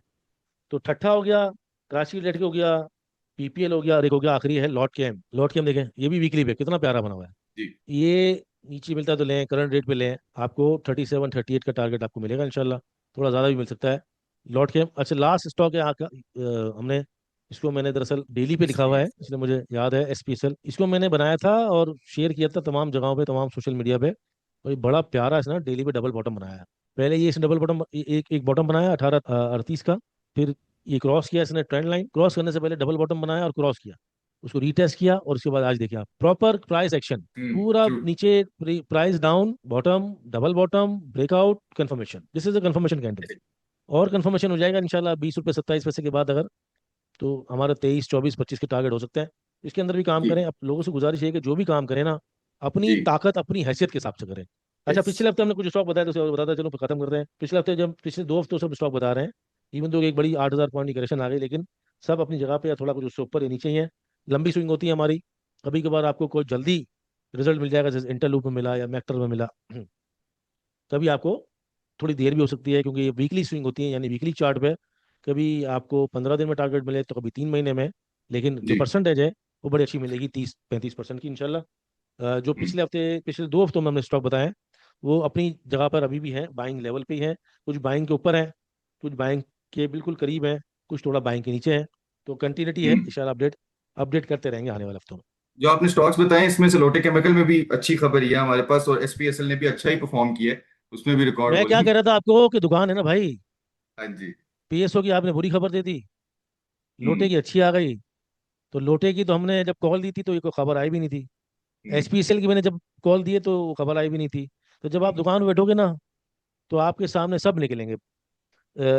जो अखबार वाला है वो भी निकलेगा, और हम्म। अखबार वाला भी जो ना, कभी कोई अच्छी खबर सुना देगा, कभी कोई बुरी खबर। पूरी खबर सुना। दुकान में बैठोगे ना, बोलोगे यार, आप बैठे होगे ना, अखबार वाला बोलेगा, और आप अच्छा रोज वो अखबार देने जरूर आता होगा, ऐसे ही लेकिन है। तब भी उसको, क्योंकि उसका वो आदी है ना, हम्म वो कुछ ना कुछ बताएगा। और उस्ताद जी आज फ्रंट पेज पढ़ो, आज वो बड़ी खराब खबर लगी रहेगी। तो भाई हम पढ़ लेंगे नहीं, उसका काम है हाँ। वो एक्साइटमेंट बनाना। जमी में जो बिकते थे, आप हाँ जब जी। शायद पैदा भी नहीं हुए होगे, लेकिन जमी में बिकते थे, जमी में। हम्म 90s के अंदर ना जमीमा बिकता था। अभी ब्रेकिंग न्यूज आ जाती है ना टीवी पे, या जी। हाई अलर्ट आ जाता है, नोटिफिकेशन आता है, उस टाइम जमीमा बिकता था। हम्म इमरजेंसी प्रिंटिंग करके हॉकर्स को दिया जाता था, और जमीमा बोला जाता था उसको। आज ब्रेकिंग न्यूज वो एक्स्ट्रा अच्छा। बिकता था अलग से, हाँ। छोटा सा पर्चा ठीक। बिकता था, उसको हम्म जमीमा कहते थे, जमीमा। वो बिकता था। तो हर हर तरह की खबरें मिलेंगी। हाँ जी। आप अपने घर में भी बैठोगे ना सुकून से, हम्म बिल्कुल फैमिली माहौल में मिलोगे ना, तब भी जो है ना, आपको कोई फोन करके या कोई बाहर से पड़ोसी या रिश्तेदार आके, उसने या तो अच्छी खबर सुनानी है या हम्म। तो बुरी खबर सुनानी है। आम ऐसे ही है। जिंदगी में भी आपने, आम जिंदगी को चलाते हुए भी आपने अच्छी खबर और बुरी खबर रोजाना फेस करनी है। हाँ जी। तो ऐ तो फिर कारोबार है, जैसे पैसे ही पैसे हैं। ऐसे ही है, बात ठीक है, अच्छी खबर ही सुननी चाहिए और उसी में ही नहीं, काम सुनना करना सब चाहिए। चाहिए, सुनना सब चाहिए। अच्छी खबर नहीं ये तो फिर मर जाओगे खाली। अच्छी खबर और बुरी खबर सुनना सब चाहिए। जी इन्फ्लुएंस किसी से नहीं होना चाहिए। इन द एंड आप एब्जॉर्ब करके, उसको फिल्टर करके, उसके बाद फैसला जो करोगे, वो आप अपना बिल्कुल सब कुछ देख के करोगे। अदरवाइज अगर अच्छी खबर सुनी सिर्फ, गलत फैसला लिया तो भी मर जाओगे, और सिर्फ बुरी खबर सुनी तो गलत फैसला लिया तब भी मर जाओगे। मसला फैसला साजी में ही होता है सारा, और यही हम्म। सबसे बड़ा मसला है स्टॉक मार्केट में। डॉक्टर साहब, थोड़ा सा चीजें हैं जो डिस्कस करने वाली हैं। एक तो ये मैं पहले ऑडियंस के लिए बता दूं, हमने लास्ट दंगल में भी आपको बताया था कि आप कमेंट्स के अंदर अपने सवाल ड्रॉप करेंगे और थोड़ा डिटेल में बताएंगे, तो वही स्टॉक्स और आपके सवाल जो हैं वो हम डॉक्टर साहब से, सुहेल साहब से पूछेंगे। डॉक्टर साहब, आपकी टॉपिक्स की तरफ भी आएंगे, पहले ईफर्ट के बारे में अगर आप बता दें। 199 पे खरीदा हुआ है राजेंद्र साहब ने, और इसको बाय करना चाहिए, होल्ड रखें अभी कुछ टाइम के लिए, या निकाल दिया जाए? थोड़ा सा बताएं इसके बारे में। आज तो एक एक ही हम कर लेते हैं, इसका ईफर्ट को स्टडी कर लेते हैं। प्लीज। इसका जो चार्ट है, ये वीकली चार्ट है। देखें, कई हफ्तों से जो जी है ना, ये 209 नहीं पार कर सका। ये 1 2 3 4 5 6 7 8 9 10 11 12 13 14, मतलब है कि कई महीने हो गए मैं ये यहाँ पे फंसा हुआ। जी और इसको ये इसका जो ये मंथली, ये जो चार मंथली चैनल है ना, उसके 6 o'clock पे मौजूद है। जी। और वीकली हमारा व्यू है, और ये 6 o'clock, इसको एग्जैक्टली 6 o'clock पे ये खड़ा हुआ है, वीकली ये मंथली चैनल के। ठीक है। और इधर आ जाएं, ये देखें, ये जीरो से नीचे चल रही है, यानी कि इसके अंदर कोई ना वॉल्यूम है ना प्राइस है, कुछ भी नहीं है। ये जो लाइन है ना, ये देखें, इसको ये 0.5 प्लस और 0.5 माइनस के बीच में जब चल रही हो ना, तो ये डेड ईसीजी कहलाती है। जब मैं आपको ट्रेडिंग पे लेके जाऊंगा तो आपको नजर आ जाएगा कि ये डेड चल रही है। लेकिन ये ठीक है। देखें, ये जीरो है ना, इससे नीचे चल रही है। तो इसमें यानी कि कोई मूव है ही नहीं, जी। लगातार ये देखें चल रही है जीरो से नीचे। हम्म उसके बाद आप इसमें आ जाएं, ये देखें, इसमें सिरे से कोई मोमेंटम नहीं है। ये देखें, ये मैकडी कुछ भी नहीं कर रहा। ये 1 2 3 4 5 6 8 9 हफ्ते हो गए मैं, ये चल ही नहीं रहा। इसमें ना वॉल्यूम में कुछ भी नहीं है, मैकडी का मोमेंटम ही कोई नहीं है इसमें, ठीक है ना। ये देखें, ये ईएमए से नीचे है, और ये इसको रेजिस्ट कर रही है, आरएसआई। ये ईएमए है ना, ये देखें, ये जी जाता है, इसको क्रॉस नहीं कर रहा है, जाता है नहीं क्रॉस कर पाया, जाता है नहीं क्रॉस पाया, एक तो ये नीचे को जा रहा है, जी ये 50 से नीचे चला गया, ये डाउन ट्रेंड के अंदर है, और ये वीकली चार्ट है, ठीक है, ये डेली भी नहीं है, मतलब ये वीकली चार्ट और ये डाउन ट्रेंड के अंदर है, और ये ईएमए से रेजिस्ट, ईएमए इसको रेजिस्ट कर रहा है आरएसआई। ठीक है, ये देखें, ज्यादा ये मूवमेंट बट नजर नहीं आ रही है मेरी पर। अच्छा ये देखें, ये जो डीएम पॉजिटिव नेगेटिव बिल्कुल रस्सी बन गया, ये हालांकि इसका आपस में फासला होना चाहिए ना, देखें जिस तरह ये फासला है, ये फासला है, ये फासला है, ये देखें, ये रस्सी बना हुआ हम्म, है, जब रस्सी बना हुआ है और ट्रेंड है ही कोई नहीं, ये ट्रेंड जा रहा है नीचे को, ये एडीएक्स जो है, यानी कि ये बता रहा है कि देर इज नो ट्रेंड, जी इसको ऊपर जाना चाहिए, चाहे डाउन ट्रेंड में भी जा रहा हो ना, तो ये ऊपर जाना चाहिए। हम्म, राइट नाउ इसमें देर इज नो ट्रेंड। ठीक है। उसके बाद आप इधर आ जाए, ये देखें, इसमें कोई पैसा भी नहीं कोई डाल रहा, ये सारा पैसा निकल गया हुआ है, ये देखिए, जब तक पैसा था इसमें तो ये ईएमए से ऊपर था ओबीबी जो हम्म, है, जब ये इसमें से निकल गया है तो फिर ये देखिए, एक तो फासला देखे इनका आपस में, और दूसरा ये इसने इसको जाके टेस्ट किया और उसके बाद टकराया नीचे, और ये भी बता रहा है कि इस वक्त इसमें किसी किस्म का कोई इंटरेस्ट मौजूद नहीं है, ठीक है। ठीक। ये देखें, ये इसके ईएमए, ये ईएमए है, ये इसके अंदर कोई मतलब वॉल्यूम है ही नहीं। वॉल्यूम्स भी कम है, हाँ जी, लाइनिंग वॉल्यूम्स। ये इसका इसका ये सारा सीन है, और आपको मैं बताया कि ये 6 o'clock पे मौजूद है, और इसको हम अगर हम इधर आ जाएं, ये इसमें ये देखें, ये सारा लाल है, इसमें पैसा कोई नहीं है, ये मनी फ्लो इंडेक्स है, ये देखें, ये इसमें जो कुछ भी हो रहा है ना, सिर्फ बिक ही रहा है, ये देखें, ये डेल्टा वॉल्यूम हमारा होता है, ये बता रहा है कि इसमें सिर्फ सेलिंग ही आ रही है, बायर है ही कोई नहीं। और ये देखें, इसमें हार्ट अटैक हुआ था ये, और ये इसका ये देखें, ये डेड है ईसीजी, और वापस ये हार्ट अटैक होके, तो एक दफा स्टेंट डला है इसमें, तो अब ये फिर दोबारा डेड हो गई। ये देखिए, ये इसमें ये अपनी तमाम हाईवेज छोड़ के ना, तो ये इस वक्त ये बिल्कुल जो टायर पंक्चर होने वाली लेन नहीं होती जो मोटरवे पे, जी शोल्डर, जी उसके ऊपर खड़ा हुआ है ये शोल्डर हम्म, लेन में है, ठीक है। ये ठीक है। क्योंकि ये आपकी फास्टेस्ट लेन है, फिर ये मीडियम है, फिर ये सुजुकी लेन आ जाती है, फिर उसके बाद ये ईएमए 21, उसके बाद नीचे गिर के, तो ये तो फिर बाकी वो जो टायर पंक्चरों वाली लेन होती है ना, उसके अंदर आ गया। अच्छा, उसके बाद आप देखें, क्योंकि कहीं से भी हमें उम्मीद पता चल जाए कि इसमें एक उम्मीद है, तो मैं हमें ये हमारा सिस्टम ऐसा है कि वो फौरन पकड़ लेता है उम्मीद में। ये देखें, लगातार ये इसके कंसोलिडेशन का एरिया है, ये कभी हम्म, इसको ऊपर ब्रेकआउट दिया ही नहीं इसने। और ये देखें, ये मस्ट ट्रेंड जो है ना, ये जब ये लाल है, यानी कि ये इसको बता रहा है कि ये फेल शुदा स्टॉक है, ये इसको जब जब अच्छा ट्रेंड होता है ना, तो ये स्टॉक, ये ट्रेंड इस तरह, ये मस्ट ट्रेंड जो है ना, ये हरा हो जाता है, तो जहां पे जी खराब स्टॉक हो जाता है, यहाँ पे ये लाल हो जाता है, ठीक है। उसके टेक्निकली तो बाद बहुत आप ही इधर आ जाए। कमजोर लग रहा है। हाँ, तो टेक्निकली क्या, फंडामेंटली भी कमजोर हो गया ना, ये तो हमारा जो ग्राफ है वो हर चीज बता रहे होते हैं ना, कि उसमें तो फंडामेंटल्स भी अंदर ही आ जाते हैं, खाली टेक्निकल्स नहीं होते इसमें। ये 50 से नीचे आ रहा है सही, तो जी इसमें तो हमारी बाइंग बनती ही नहीं है ना, इसको ऊपर, जहां जब ये ऊपर जाएगा ना, जिस तरह इधर जब जाएगा, ये देखें, जब यहाँ पे जाएगा ना, तो वहां पे इसकी बाइंग बनती है। मैं आपको इसकी मिसाल दे देता हूँ, मतलब मुझे नहीं पता ना कि ऊपर क्या है, मैंने तो नहीं देखा कि इस वक्त ऊपर क्या है, ठीक है। हम्म, यहाँ देखें, इधर इधर मैं लाइन खींच के दिखाता हूँ आपको, ये आप देखें, ये देखें, यहाँ पे फिर इसे 197 से पकड़ के, तो इसने फिर ये 4-5 रुपए की आपको रैली दे दी, यहाँ से लेके यहाँ तक की दी, लेकिन है कि यहाँ जब जितनी देर तक ये इस 50 से ऊपर नहीं जाएगा, तो आप पोजीशन ले नहीं सकते। तो इसमें तो कुछ भी नहीं, और ये इस वक्त तो देखे ना, ये 50 से नीचे है, ये लाल है, ये भी लाल, ये डीएम जो नेगेटिव है, इसको भी, इसने भी क्रॉस किया हुआ है, तो कुछ भी नहीं है कह रहा, मतलब है कि यहाँ पे तो मतलब है कि, और ये सारा इचुमुकु क्लाउड भी लाल है, मतलब कि लालो ठीक। लाल है ये ईफर्ट मतलब इस वक्त, इससे इससे बहुत बेहतर एफएफसी तो ट्रेंड के अंदर है, फातवा ट्रेंड के अंदर है। आत्मा टेंट के अंदर बिल्कुल करेक्ट। अच्छा, मैं ऐसे मौके पे मैं ये कहता होता हूँ, ऐसे मौके जी पे जिस तरह कोई बंदा फंस जाता है, क्योंकि इसने जी अभी चलना भी नहीं है, मैं इसे को कैसे मैं कह दूं कि लो जी ये फौरी चल जाएगा, फर्ज करें, ठीक है ना। तो जी अगर कोई चीज आजकल चल रही है, तो आप अपना वो जो लॉस, आप इसको जब लॉस बुक करते हैं, तो आप कोई चीज बेच देते हैं, तो फर्ज किया आप किसी में 5 लाख रुपया लॉस है, तो 5 लाख रुपया आप अपनी डायरी में लिख के सामने रखें, सारा वक्त आपके सामने रहना चाहिए कि मैंने रिकवर करना है, तो वो जी आप किसी और चीज में जो कि चल रही है उससे रिकवर करें, एक चीज। और दूसरी बात यह है कि जब भी ये चलेगा, और जी आपको ये उम्मीद थी ना कि ये चलेगा, इसी वजह से आपने इसमें इन्वेस्ट किया था, तो जब भी ये चलेगा, तो आप उस वक्त दोबारा से इसको खरीद के तो दोबारा से बैठ जाए, और उतनी देर तक उसी पैसे को किसी और जगह पे यूटिलाइज करके उसमें से जो 2 पैसे बनते हैं बना ले, और जब ये हम्म, चलना शुरू होगा, तो आप दोबारा जी। इसको खरीद लीजिएगा और दोबारा बैठ जाएंगे, इस तरह कम से करके। कम आपकी चलता तो रोटेशन होती रहेगी, एक पैसा हाँ रुकेगा हाँ तो नहीं हाँ, आपका पैसा पैसा तो रुकेगा। कम से कम मूव करता रहेगा। एग्जैक्टली। अगर आपकी तरफ से कोई टॉपिक हो आने वाले वीक के लिए तो प्लीज जरूर बताइएगा। मेरी तो टॉपिक बैंक्स में ही रहती है, और अभी तक हबीब बैंक नहीं चला। जब बैंक बैंक चलेंगे तो उसमें हबीब बैंक चलेगा, और यूबीएल ने तो टॉप लगा लिया है, और निज़ाम बैंक नया हाई लगाएगा, फैसल बैंक भी नया हाई लगाएगा। तो ठीक।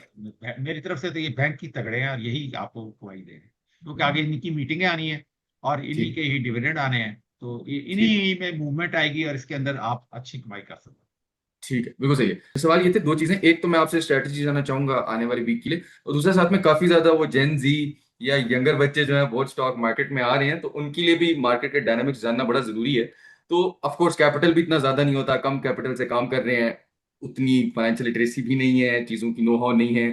तो एक नए बच्चे को, मार्केट के एंट्रेंट को क्या स्ट्रैटेजी रखनी चाहिए मार्केट में आते वक्त? 12 हम बताते रहते हैं, लेकिन एक बार जरा आप बता दें अगर ऑडियंस के स्ट्रेटजी तो यही होनी चाहिए। देखें, अब प्रॉब्लम क्या होता है, एग्जैक्टली वी डोंट नो कि पब्लिक क्या सोचती है काम करते लिए। हुए। और हम हमेशा ये कहते हैं कि ओवर द इयर्स मैंने जो जो मैंने जिंदगी में से सीखा है ना, वही लोगों को बताया है। मैं एक मेमन घराने से, कारोबारी खानदान से, एक कारोबारी आदमी हूँ बचपन से। करेक्ट। तो मुझे हमने पीएचडी नहीं किया हुआ, हमने कोई स्कूल कॉलेजेस और एक प्रॉपर एमबीए करके आना, हम उस तरह नहीं। हम बचपन से चीजें लेना देना, बेचना, धंधा कारोबार शेयर, हम इस तरह की हमारी अपब्रिंगिंग है। तो हम इसी तरह की बातें सुनते हुए बचपन से आए हैं और वही बताते हुए आए हैं। शायद इसीलिए हमारा जो लहजा है या फिर हमारा प्रोनाउंसिएशन है वो उसी तरह का ज़्यादातर है। बात करने का अंदाज एक फॉर्मल तरीका नहीं है, इनफॉर्मल तरीका। स्ट्रेटजी मैं हमेशा लोगों को कहता हूँ, स्टॉक मार्केट में सबसे अच्छी स्ट्रेटजी क्या है? Best of the best in my experience पूरी जिंदगी का, कि आपकी दुकान के अंदर 10 से 12 प्रोडक्ट हों, ठीक है। यानी पोर्टफोलियो के अंदर, 10 से 12 यानी स्टॉक। दुकान के अंदर। मैंने जैसा आपने पूरा प्रोग्राम समझाया कारोबार का, इसी तरह कारोबार का आप ये स्टॉक वाला ऐसा समझाते हैं। कोई और रास्ता मेरे नज़दीक नहीं है कामयाब ठीक होने है। का, ये बता दूं। मेरे नज़दीक एक ही रास्ता कामयाब होने का है, वो मैं बता रहा हूँ। ठीक है। 10 से 12 स्टॉक मैक्सिमम। अगर आपके पास कम सरमाया है, अगर आपके पास 25 लाख से अंदर अंदर है, तो 5 से 6 स्टॉक्स। ओके। और हमेशा दोनों सूरतों में, चाहे ज्यादा पैसा है चाहे कम पैसा है, चाहे 5 6 स्टॉक हो चाहे 10 12 स्टॉक्स हो, हमेशा आपने 20% पैसा खुला रखना ही है। ठीक। हमेशा रखना है। और हमेशा एक्सपेक्ट करना है कि मार्केट में क्राइसिस आएंगे ही आएंगे। अपनी किताब में ऊपर टॉप पे लिख लेना है कि इंडो पाक वॉर, ये रशिया वॉर, कोई भी वॉर, जलजले सैलाब, ये इसलिए आना ही आना है, ये साइकिल है। उसके लिए 20 to 25 अपने हमेशा कैश रखना ही रखना है, कुछ भी हो जाए। ठीक। ना वो इमरजेंसी, वो सिर्फ और सिर्फ क्रैश के लिए फंड हो। ओके। क्योंकि आप अचानक से जब आप सोचेंगे ना मैं बुक कर लूंगा, टाइम पे आप नहीं निकल सकते हैं इस मार्केट के अंदर। ये मार्केट आपको टाइम पे नहीं निकलने देगी। इसलिए जब आप कारोबार कर रहे होंगे ना, वो 10 15 प्रोडक्ट के साथ दुकान के अंदर, आप फंसे हुए होंगे उस कारोबार में, इन्वेंट्री आपकी ठीक। फंसी हुई स्टॉक होगी। तो होगी। इसलिए जब आप बोलेंगे यार काश काश, इधर काश वाश नहीं होता। दुकान में हर रोजाना रोजाना आदमी कारोबार में माल लेके बैठता है, खाली दुकान लेके कोई नहीं बैठता। ये ये जो सही ना है। अहमको वाली बातें हैं कि नहीं यार मेरे पास तो पैसे खुले, स्ट्रैटेजी होती है। कारोबारी आदमी भी बैंक में 20 25% खुला रखता है, या उसको पता होता है कि मुझे इमरजेंसी में माल चाहिए होगा, तो मैं फलां भाई से, इधर भाई से, दाऊद भाई से, इससे भाई से, जिशान भाई से, डॉक्टर मसूद भाई भाई से, हर किसी से 20 25% लेके कर लूंगा। Same strategy. ठीक करेक्ट। है, क्लियर हो गई बात? तो आपने जी। 20 25% हमेशा क्लो रखना है। किताब में लिख लेना ये सिर्फ और उस मार्केट क्रैश के लिए है। ये हो गया। अब आपके पास जो 10 से 12 प्रोडक्ट हैं, उसके अंदर से 4 बिकेंगे आज, 4 खरीदोगे आप। बिल्कुल। मतलब कि फर्ज कर लो कि आपके पास अब 10 12 प्रोडक्ट, यूं मान लेते हैं कि 10 10 लाख रुपए की 10 कंपनियां पड़ी हुई हैं, ठीक है। और उनकी क्वांटिटी इस तरह है कि कोई 3,000 है, कोई 4,000 है, कोई 5,000 है, कोई 2,000, इस तरह है, बेस्ड ऑन प्राइस। जी। तो अब उसका 25% आप ऊपर जाए तो बेचोगे। हम्म। उस 25% पे अगर आपने उस कंपनी का बेच दिया, आपको अच्छा पैसा बच रहा है, और आपके जो दूसरा स्टॉक पड़ा हुआ है वो अच्छी नस्ली कंपनी है, आप कारोबारी हो, आप दुकानदार हो, जी। और वो आपको इत्तेफाक से 20 30 रुपए नीचे मिल रहा है, जी। तो आप कभी वो खरीद लोगे। हाँ जी। कभी और कोई ऊपर बिक रहा है तो और 10% ऊपर कुछ। तो कारोबार की तरह सस्ता लोगे, महंगी चीजें बेचोगे, कोई भी चीज पूरी नहीं बेचोगे, कोई भी चीज पूरी लोगे नहीं। हम्म। 10 से 12 कंपनियां होंगी, और हर रोज आपको कभी कुछ बेचने का, कभी कुछ लेने का मौका मिलेगा, एंजॉय भी करेंगे, पूरा दिन बिजी भी रहेंगे, कंपनी के बारे में सोचेंगे भी, फैमिली लाइफ भी एंजॉय करेंगे, फ्रस्ट्रेट भी नहीं होंगे, ग्रीड में भी नहीं आएंगे, फोमो में नहीं आएंगे, पैसा भी बनाएंगे, कारोबार भी समझेंगे, सब कुछ करेंगे। लेकिन एक ही शर्त है, 10 सॉलिड कंपनियां, नस्ली कंपनियां, वो कंपनियां जिसके बारे में वो लोग खुद जानते हो। नहीं तो चार्ली मंगर को, पीटर लिंच को, वॉरेन बफेट को पढ़ लें, वो क्या कहते हैं पोर्टफोलियो के बारे में। 8 से 10 कंपनियां, 7 से 10 कंपनियां ऑन एन एवरेज सब कहते हैं, जिनके बारे में उनको पता हो। ठीक है। अब उसको आप मंडे को मौका मिलता है तो किसी एक को बेचें, किसी एक को लें, किसी एक को बेचें। स्ट्रैटेजी सेम है, सेल ऑन स्ट्रेंथ, अगर ज्यादा अच्छा बिक रहा हो, लेकिन 10 से 20%। बाइंग ऑन डिप, कोई चीज आपकी ये पसंद पसंद की, मन पसंद की मिल रही हो, तो 15-20%। हम्म, ये कारोबार ये थोड़ी है कि आज गिर गई तो आज क्या स्ट्रेटजी है, कल बढ़ गई तो क्या स्ट्रेटजी है, 1,90,000 पे क्या स्ट्रेटजी है। स्टॉक तो भाई उसी रेट के हैं जो 1,10,000 के थे। ये तो इंडेक्स बढ़ा हुआ है, खाली एक्स होता नहीं है। जेनजी देखो, जेनजी तो वही है, छक्का मार, ये मार, दे मार, 4.5। तो उनके बारे में तो मैं क्या ही कह सकता हूँ, तो मेरी आधी उम्र के हैं, कुछ yes, उसमें समझदार भी है, कुछ सुलझे भी हैं। लेकिन जेनजी के लिए भी ट्रेडिंग है, अगर करना चाहे तो कर सकते हैं, सीख के करें, कोई भी चीज़ करें, कोई भी चीज़ करें। देखो 2020 भी तो लोग खेलते ही हैं ना, जी। इस वक्त 2020 इतना जेंजी पॉपुलर है। जेंजी जेंजी जो 3-4 करोड़ क्रिप्टो खेल ही रहा है ना। खेल है ना। एक्सपोजर ज्यादा है ना क्रिप्टो का। एक्सपोजर एक्सपोजर एक्सपोजर के ज्यादा अलावा भी आजकल आजकल जो फेमस क्रिकेट है वो कौन सी क्रिकेट है, T20 है ना। जी। शायद अफरीदी खेलता था, आउट हो जाता था, आज तो प्रॉपर उसको बाकायदा एनालाइज किया जाता है, समझा जाता है। इंडिया में कितनी आईपीएल जबरदस्त होती है, 14 तो 15 साल के बच्चे आ रहे हैं, सेंचुरीज मार रहे हैं। तो जेंजी अपने जो एटीट्यूड है, जो उस तरह उनका जो बर्ताव है, उसमें ढल रही है। चाहे वो क्रिप्टो की ट्रेडिंग हो, चाहे वो तेज क्रिकेट हो, गेमिंग हो, एनीथिंग, वेप हो, सिगरेट की जगह आजकल वेप पी रहे हैं बच्चे, जेंजी। तो हर वो माहौल जिसके अंदर जेंजी ढल सकती है। शराब नहीं पी रही है जेंजी, चरसे नहीं पी रही है, हम्म, लेकिन जो जो उनको अच्छा लग रहा है, जब क्योंकि सोशल मीडिया ज़्यादा है तो ज़रा बन ठन के भी रहते हैं। तो हम्म, आप नई नस्ल के बारे में इतना ज़्यादा तो नहीं बता सकते कि एक्चुअली क्या सोच रही है, लेकिन बजाय नज़र आ रही है कि दे आर ग्रोइंग गुड। जितना yes, बदनाम है उतना है नहीं, दे आर डूइंग गुड। और बहुत सी जगहों पे पढ़ भी रहे हैं, अपना इनपुट भी डाल रहे हैं, सोशल मीडिया पे भी नज़र आ रहे हैं, हर जगह नज़र आ रहे हैं। और अगर ये अपने हिसाब से, अपनी तबीयत के हिसाब से अगर करना चाहते हैं, तो ट्रेडिंग ट्रेडिंग है उनके लिए, भले सीख के करें, हाँ, नहीं, सीख कंप्यूटर के से वो करें। पैसा भी बना रहे हैं, देखें वो ऑनलाइन सेलिंग भी कर रहे हैं, बाय सेल भी कर रहे होते हैं चीजें, मतलब नए एवेन्यूज बेतहाशा खोल पैसा दिए ना। बना रहे हैं। बिल्कुल। हाँ, और यानी कि कंप्यूटर में बैठे बैठे ही वो चीजें कमा रहे हैं, जॉब मिले ना मिले। ये तो बूमर्स ये तो बूमर्स हैं, और जो ये जो मिलेनियल्स हैं, जो एक्स है ना, इनको पसंद नहीं आ रहे जेन जी, क्योंकि उनका एटीट्यूड जरा रिबेलियन टाइप का है ना।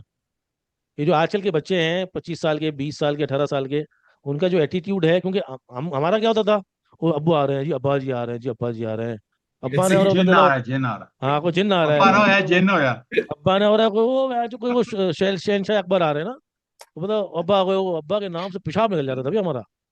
अब वो हम जो अब्बे हैं, हमारा कोई वैल्यू ही नहीं है, बच्चे वाले बच्चे आजकल आ तो रहे डैडी हैं। आ रहे हैं ना, हमारे जमाने में अब्बा होता था। पा, डैडी। डैडी, बाबा और दोस्त, बिल्कुल। तो आजकल का बच्चा जो है वो अपने बाप का दोस्त है। तो शायद कुछ कुछ बाबाओं को, कुछ मिलेनियल्स को हजम नहीं होता होगा। बाकी तो जेन जी इज डूइंग फाइन। मुझे लगता नहीं है कि कोई प्रॉब्लम मार्केट में भी है और कोई जेन जी में है। दोनों चीज़ों हाँ, में कोई प्रॉब्लम मुझे नजर नहीं आ रही। अच्छा, आज के लिए सॉरी, कुछ तैयारी कम थी, कुछ जो सेटअप था वो थोड़ा बहुत जल्दी में हमने घबराहट में जी। कर तो दिया है। आपको होपफुली प्रोग्राम पसंद आया होगा। अपने कमेंट्स को जारी कीजिए, रखिएगा, क्योंकि इंशाल्लाह उसी सेटअप पे आ जी। जाएंगे। अगले हफ्ते मैं नहीं हूँ, अगले हफ्ते मुफीस और डॉक्टर साहब को आपको मिलेंगे। मैं क्योंकि इस्लामाबाद में हूँ तो वहाँ से शो करना मेरे लिए मुश्किल होगा। टिल देन अपना ख्याल रखिएगा जी। एंडिंग नोट सर, जी। साथ साथ।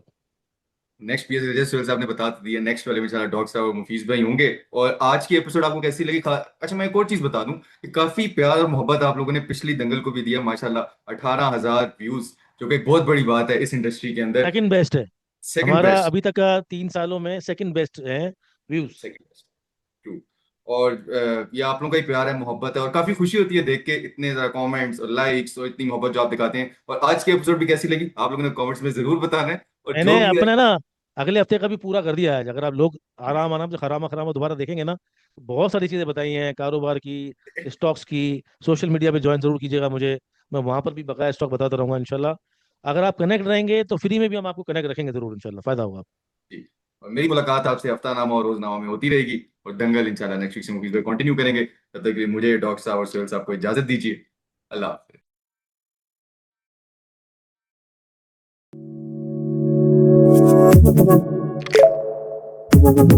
है।